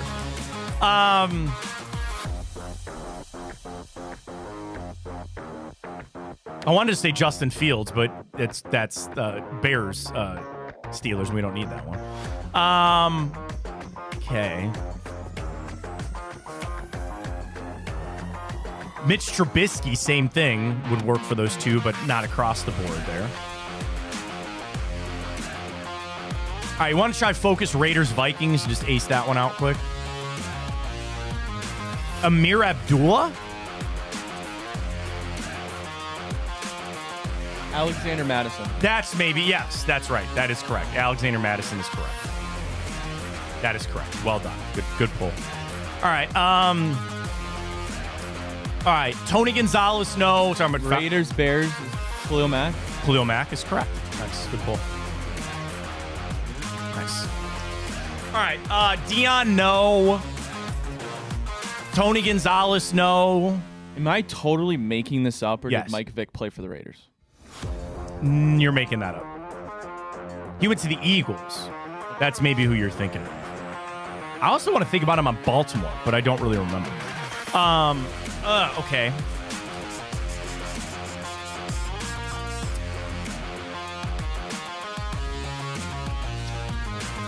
All right, your guy Hayden Hurst doesn't work. Julio doesn't work. Roddy White does not work. Jay Cutler never played in Atlanta. Matt Schaub didn't play in either one of those other spots. Steelers, Raiders. Yeah, we can focus that. Steelers, Raiders. I always bring up Robert Spillane. And we used him once before, and it actually wasn't true. And I thought he was on the Steelers, but he wasn't. I know he was in New Orleans. He's with the Raiders now.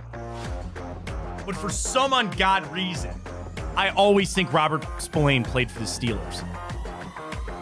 It bothers me. Like, if we can't... I know it's not right. I know that's not right. Okay. Did Michael Crabtree ever play for the Steelers? No. Santonio Holmes, I don't think so. Cordell Stewart, Antoine Randall, not Palomalu, Joey Porter, James Harrison.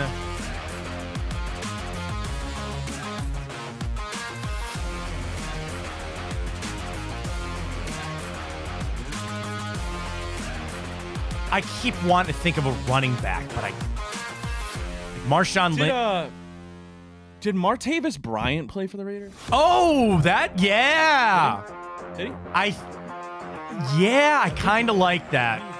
I think he did too. Martavis Bryant is an excellent pull. Good luck spelling that.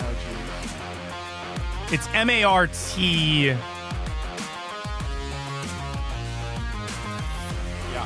Yeah, Mart.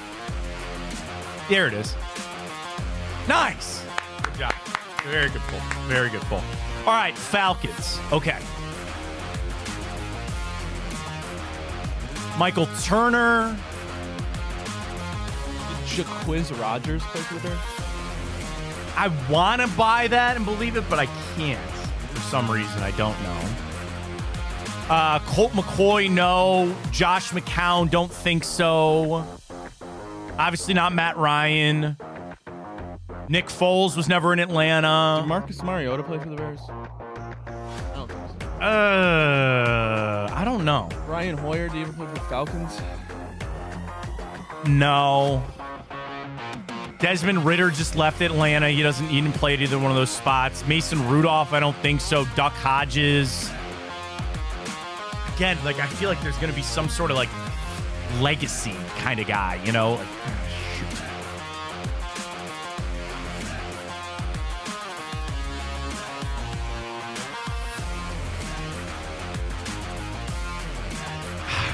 I don't even want to try kickers because I can't.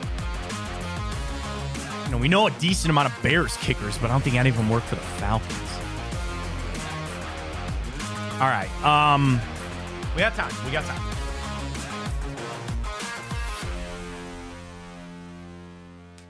Bears, Falcons, I think of those Matt Ryan-led teams, the 28-3 team, like.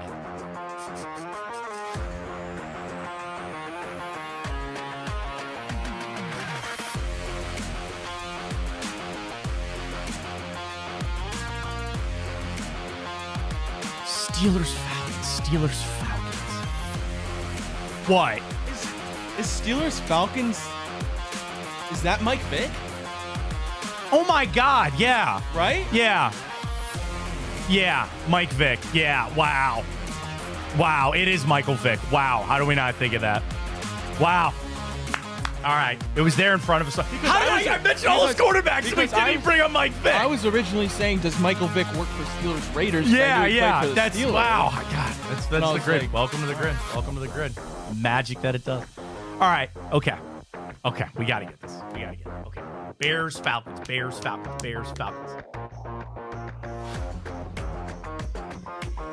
Eddie Jackson.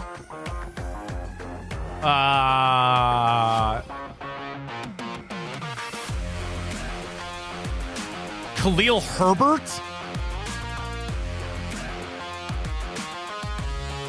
I know. It's an intriguing one. I don't know if he's on the Falcons. If we don't come up with anything else, oh my God. Is there an obvious one? Cordell Patterson. Right? Yeah, I think that'll play. I think that plays. I think that dog will hunt. Cordell Patterson. Right? You're not thinking of Devin Hester? No, because Devin Hester also works. Okay, that's like how I thought. I got Devin Hester. Don't care if it's ugly. I don't care if it's ugly. We found a way. Check the comments. Yeah, there we go. Yeah, yep. Mike Vick. Mike Vick. Got it. Martavis Prize, good pull. Thank you very much. Well done. Oh man, that was a little harder than we thought it was going to be. If it's ugly, we did it. No, we got it. We got it all done. That's all that really matters. All right, want to run through this recapping. I don't know if we're going to do all Browns or leave it go here, but this is a recap from the game yesterday on the Browns side of things from Daniel Oifusi. So, number one, will the Browns make a change at quarterback? And I want to have this conversation now. Jameis Winston breathed life into the Browns offense multiple times, but was benched in the fourth quarter amid his fourth multi-interception game in 7 starts for the Browns. Dorian Thompson-Robinson, unproven. Debate to be had there in a second. Though Cleveland doesn't have much to lose in evaluating the 5th round pick. The team is already eliminated from playoff contention. Most surprising performance yesterday? If you had to give a most surprising performance, and I'll give you what Daniel said. Who do you think gets it first? Yeah. Most surprising performance in a positive light. In a positive light. Got to qualify it with that because that's where we're at. Judy?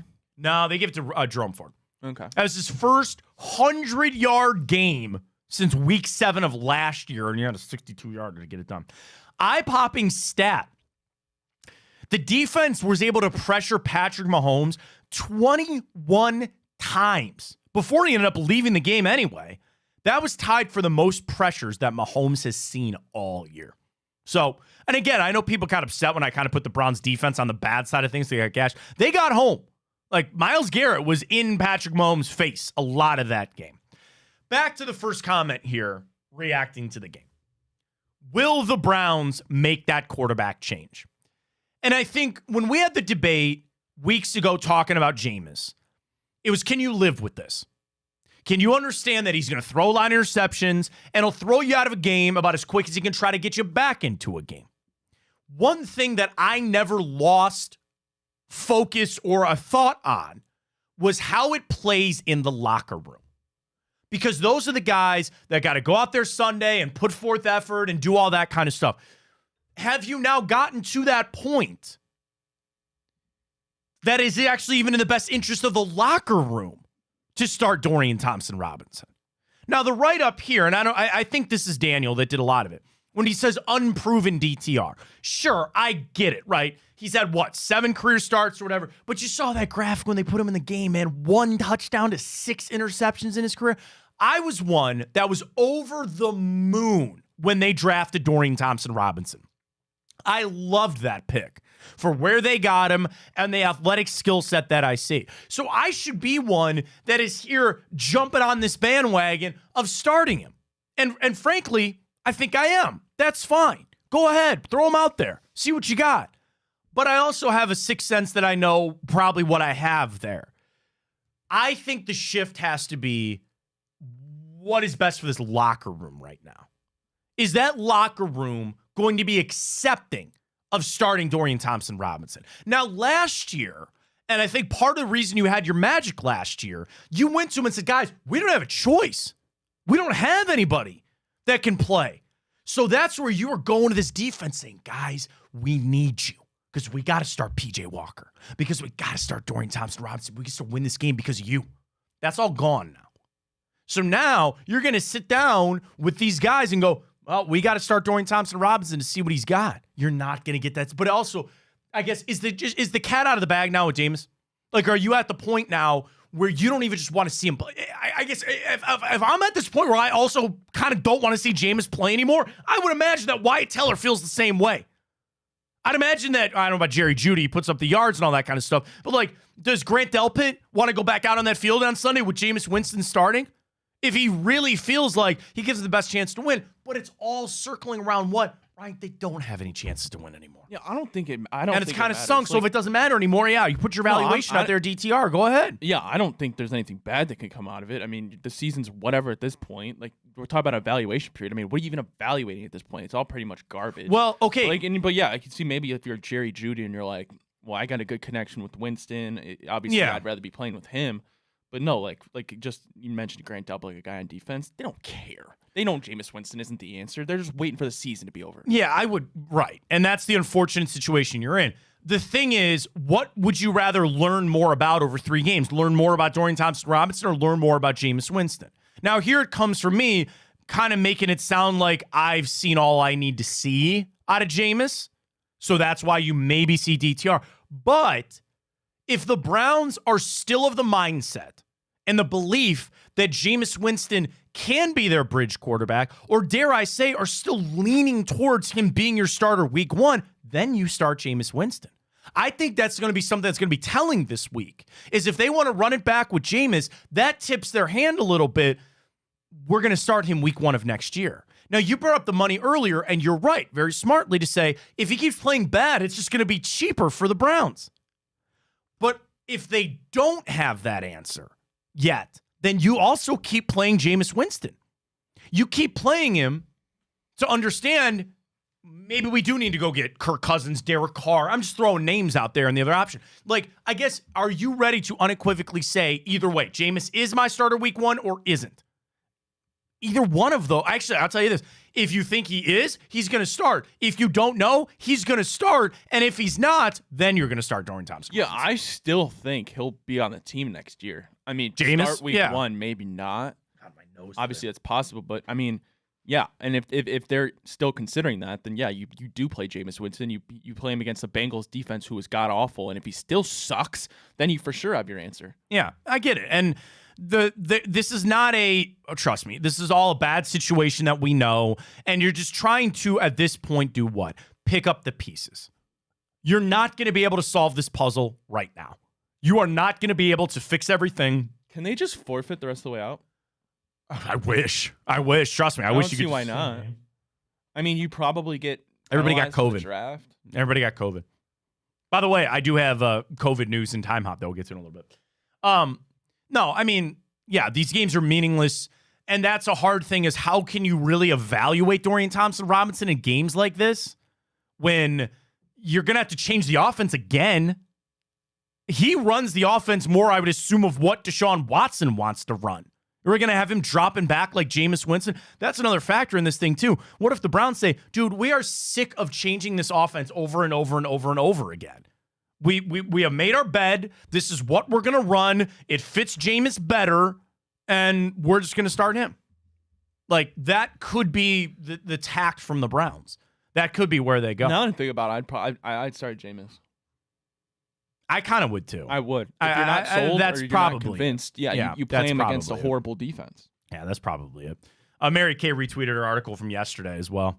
As it stands, the Watson cap charging her $73 million on each of the next 2 seasons, nearly $27 in 2027. The Browns will likely restructure that deal again this offseason, pushing more money into the future and bridging the gap down to a more manageable level. But the Browns are willing to allow Watson to at least compete for the job for more reasons than just the fact they're paying him a boatload of money. No. The Browns believe that Watson can still play at a high level. No. And the first 7 games of this season were not a true reflection of his ability. Mary Kay saying that the Browns think that. The Browns believe that Deshaun Watson can still play at a high level. No. And the first 7 games of this season are not a true reflection of his ability. If that's true, Matt. Then let me finish this. Mary Kay. The Browns also recognize there were many extenuating circumstances in those first 7 games that would have made it difficult for any quarterback to succeed. I'm being extremely respectful. I want to know what they are. What? And I understand I'm not in the business of asking the Browns to expose every little deep, dark secret and show me all the skeletons in the closet. But if that is what they believe, I need some tangible examples of why they still have faith in this guy. Oh, come on. That's not true. That makes it sound like they have legitimate proof that there is some smoking gun that they could say it wasn't all his fault. I don't know what it is. I'm not defending it. If that is I'm true, asking what they are. If that's true in any sense, any sort of fashion. Offensive line probably would be their number 1, right? It's an excuse, but that's their number 1. The offensive line was trash. Oh man, I can't even put into words. No run game? I don't know. I don't know how just moronic that is. The Browns overhauled the offensive coaching staff and scheme, and it flopped miserably. The offensive tackles weren't healthy. In addition, Wyatt Teller missed weeks 4 through 7 with his knee injury. Nick Chubb, out. Amari Cooper played poorly, leading the NFL in drops. I guess here's your answers. I should have just kept reading the article. Change the offense. It sucked.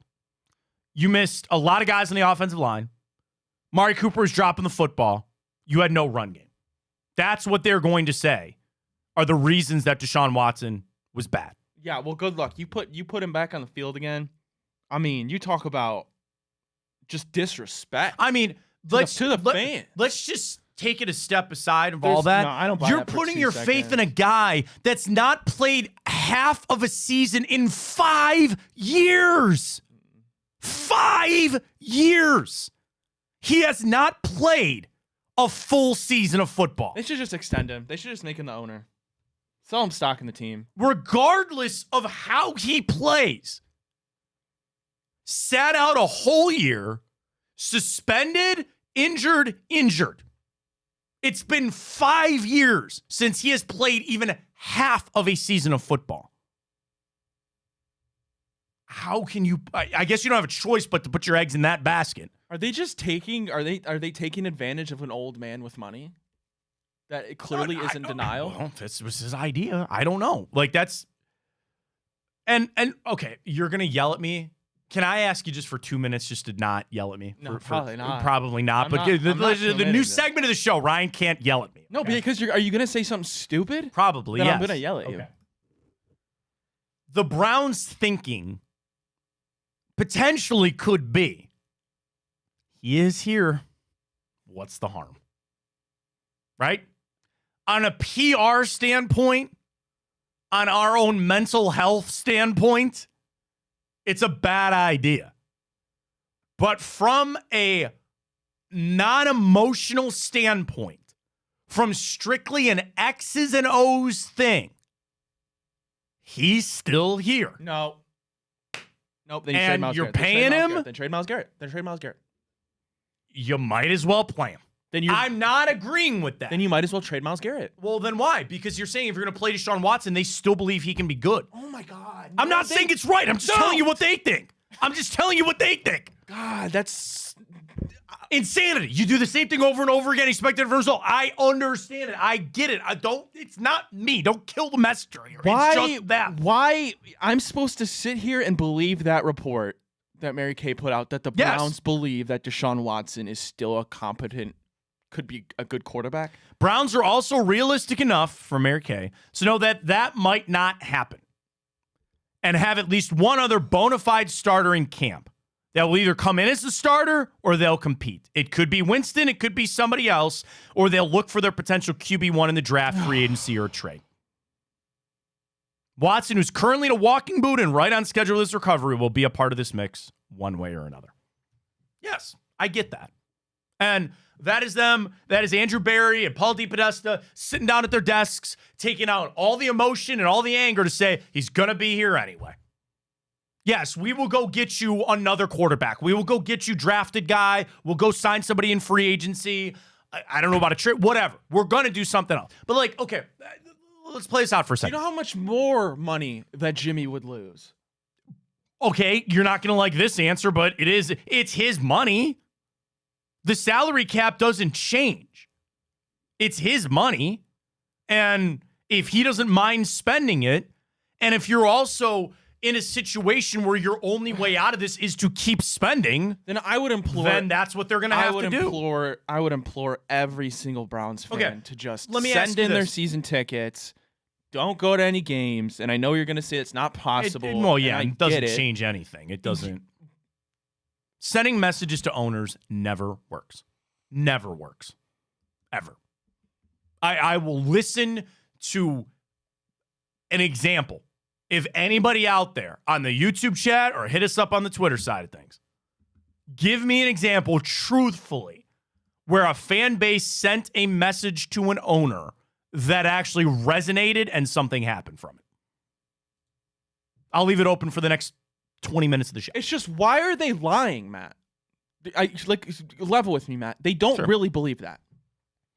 I'm not saying what Mary Kay reported is wrong. She could have very well been told that, but if she's getting told that, then somebody's lying. Well, that's the old George Costanza. Why do you keep it's lying not a lie if you believe it. Why do you keep lying to us? It's not a lie if you believe it. Why do they keep lying to us? Brian, it's not a lie. It is a lie, No, it's not.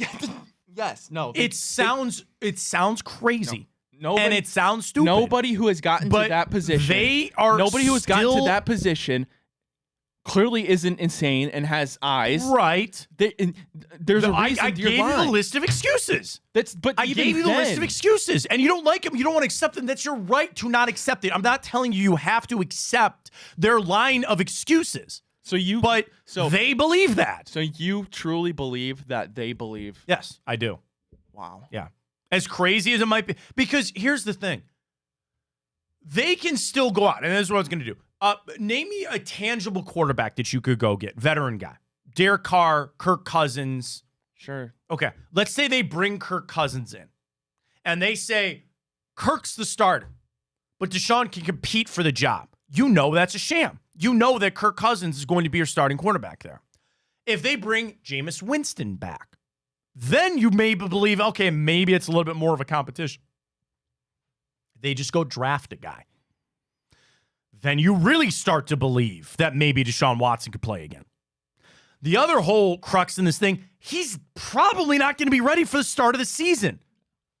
There's a good world that he starts on PUP.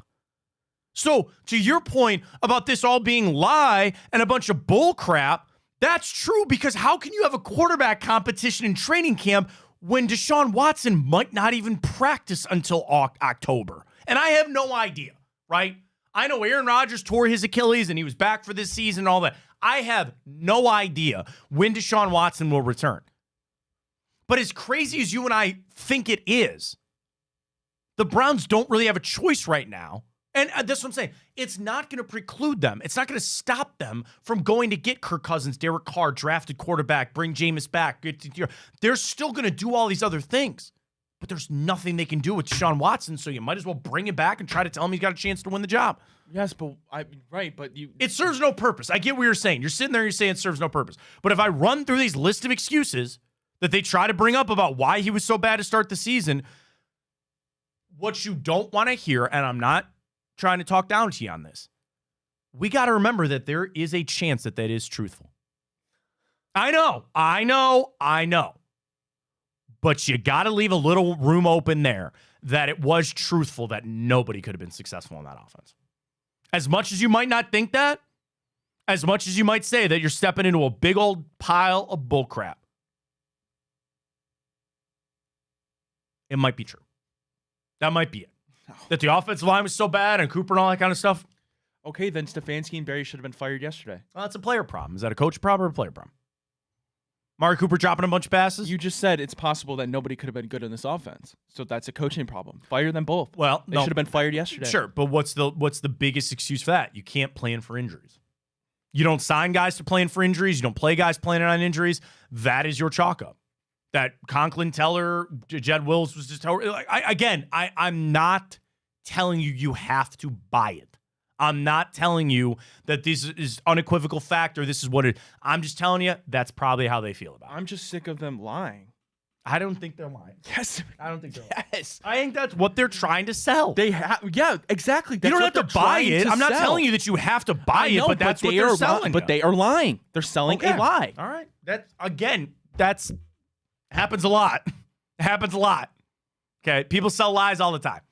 But that's what they're doing, at least at this point. So we'll see. All right, we got to go. It's 41. We have a jam-pack. I'm just so fed up now. I know. Trust me. I get it. And I'm not. Here's the thing. I'm not telling you that you have to accept it. I'm not telling you that you can't be angry about it and be upset with where we're at in this whole situation. But I'm just telling you what they're going to do. That's it. We get our Superman trailer tomorrow, or on Thursday, by the way. I'm like, my blood is like boiling. Don't worry. You get a Superman trailer on Thursday. Like, why James is Gunn. it just so difficult to... Never mind. Oh, go ahead. Oh, let up. Well, listen, dude, we're all frustrated right now. He's a horrible like, you could see what you want about him, and I'm going to sit here and say this, and people are going to be, you don't know that, you don't know that. He's not a good person. I know. He sucks at his job. He's overpaid. He's annoying. He clearly doesn't like the fans, and he knows that we don't like him. Why is the organization so stupid? Why can't they just come out and say, yeah, we failed. He's not a good person. We sold our souls to the devil. Just move on from it. They have unfortunately made their bed, and they've got to sleep in it. Do you want to know the other unfortunate part of it? We all get drug into the same thing. We are paying prices, not monetary. Well, no, seriously, monetarily if you go to the games, but from a stress standpoint, from an anger standpoint, yeah, we all have to pay the prices for their mistakes. They all are, and they're paying for them too. But we are collateral damage in that. We are caught up in this because we're angry and frustrated that our team is not good for a lot of different reasons, and there's no easy way out right now. It's that simple. All right, let's get to it. We got time up. We got plenty to get to. We got to get the bracket. We got to get our Cavs bets. Let's go. Quick. Got to get our bet.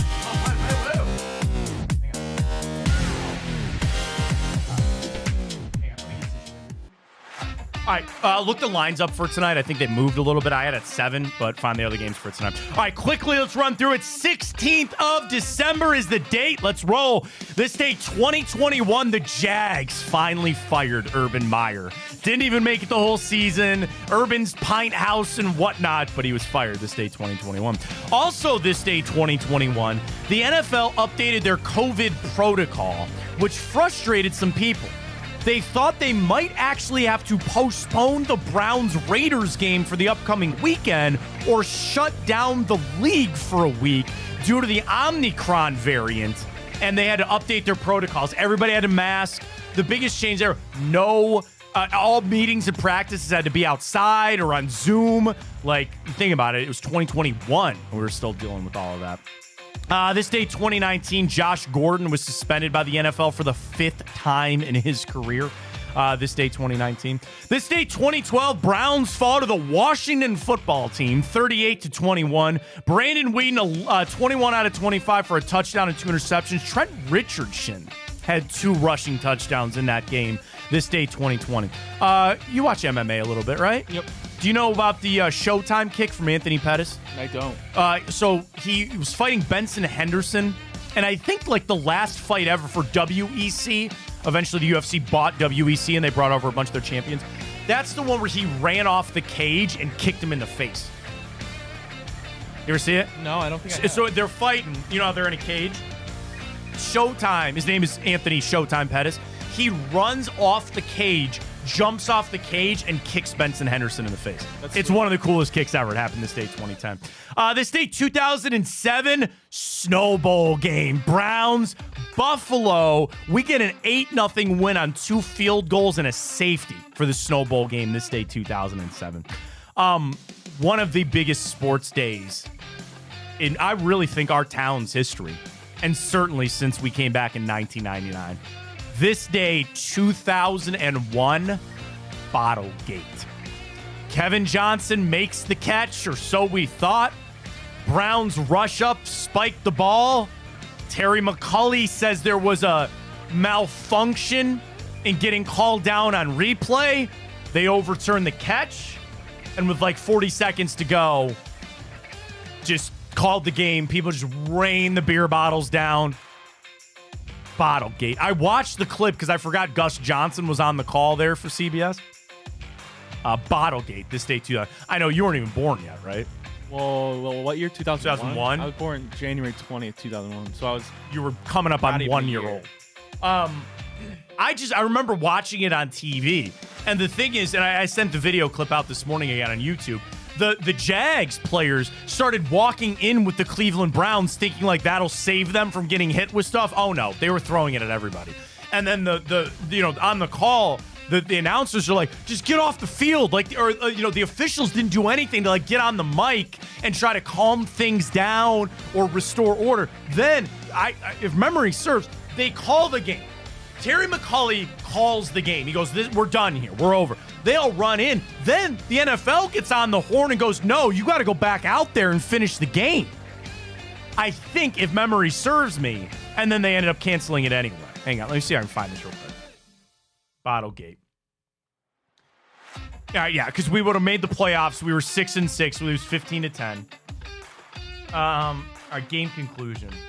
After several minutes, Paul Tagliabue contacts McCauley and informed in his officiating crew they did not have the authority to end the game early and it must be finished.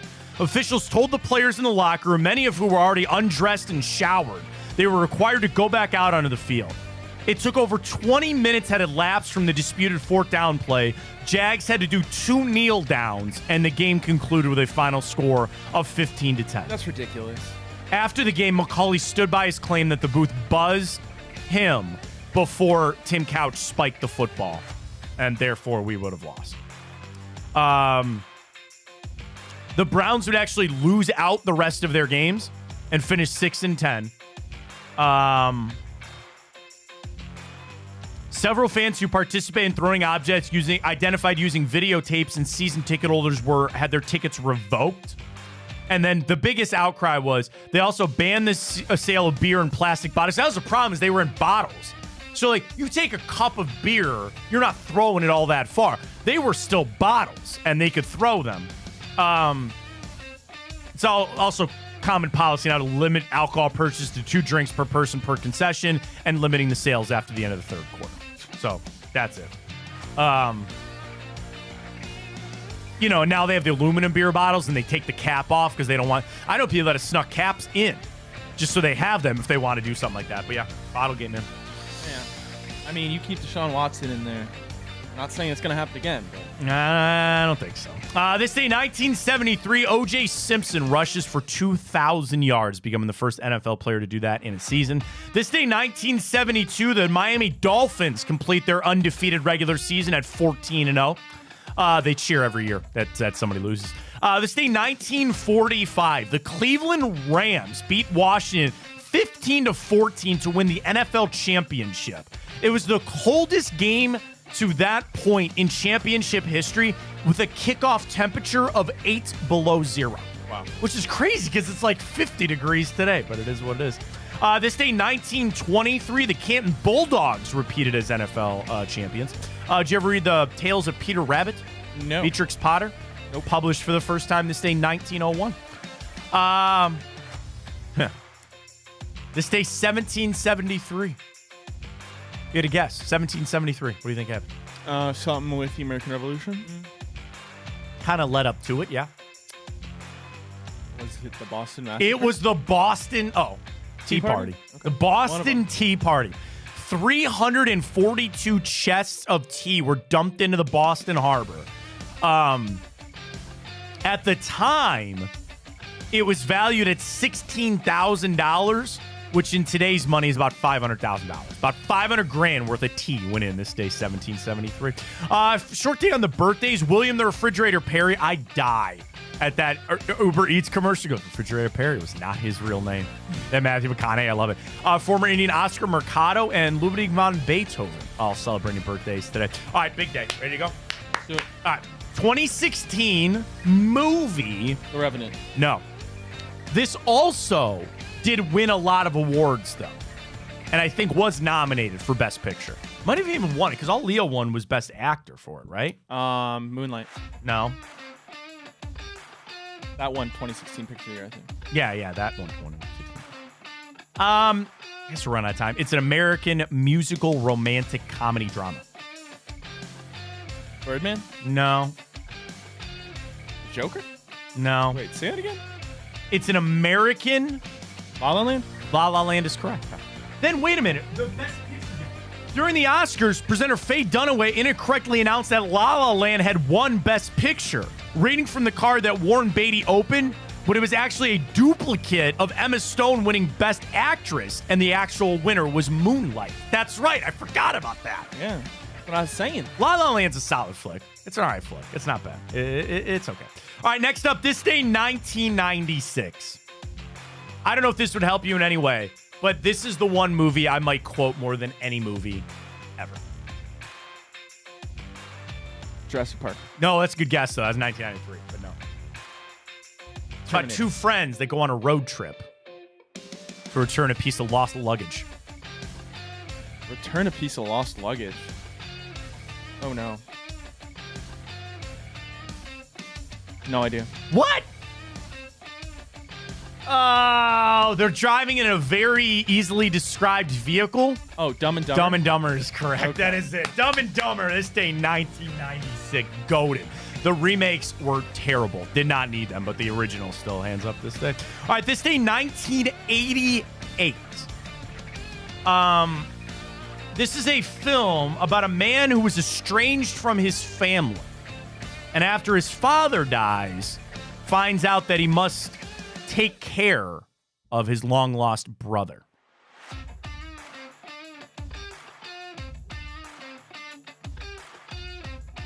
Oh. What year? 1988. Say the description again. A man estranged from his family after his father passes away finds out that he must then take care of his brother. Oh, no. Is Tom Cruise in it? Yes. Oh, is it Rain Man? It is Rain Man. That's what I was gonna It is say. Rain Let's Man. go. You got Rain Man, 100%. All right, final one. This day, 1977.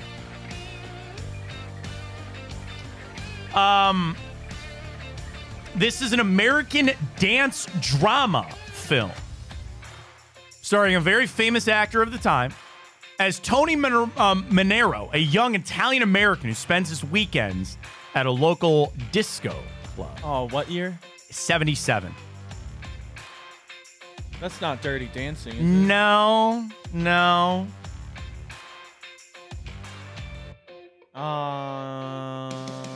The soundtrack for this movie is one of the best-selling soundtrack albums of all time. A lot of Bee Gees songs. Yeah. But, like, I picture, like, John Travolta. It is John Travolta. I don't know if you're going to be It's able like to the get name. Roxbury or whatever. No, that isn't that the- no, it's Saturday Night Fever. Saturday Night Fever. Fever, okay. Saturday Night Fever was it. This day, 1977, so a pretty solid day on that. All right, let's set out a bracket. Obviously, 'tis the season best holiday movie. Got to do that. So we'll do that this week. It'll be a nice easy one there for you on that. All right, Ryan, what do you got for tonight? Monday Night Football. We got 2 games. Go. Yep. Bears, Vikings, Minnesota's -7. Hang on. Wait. Minnesota, Bears.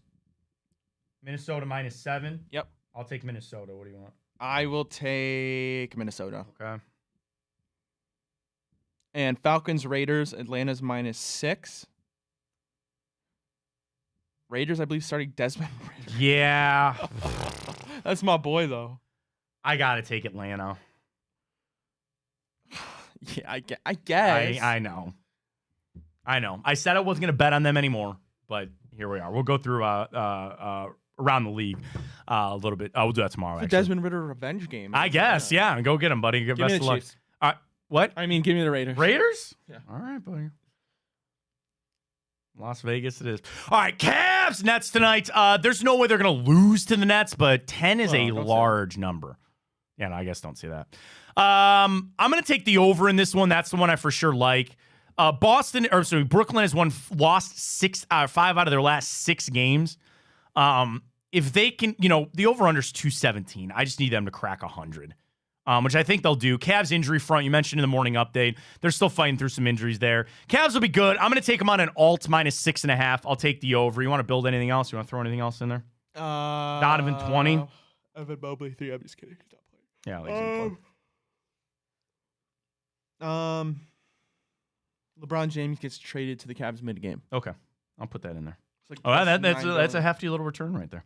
All right, we get it going. Appreciate everybody joining us tonight. You got a little big play Cleveland action. Check them out tonight. Of course, we got the Hanford Dixon show all across right here on Big Play. Go download the app. Go check us out on YouTube. We're up on Instagram. All right, back for a 2 for Tuesday tomorrow. We'll recap all this. We'll get back to a good place, and we'll see how it goes. For Ryan Tyler, I'm Matt Fontana. As always, take it easy.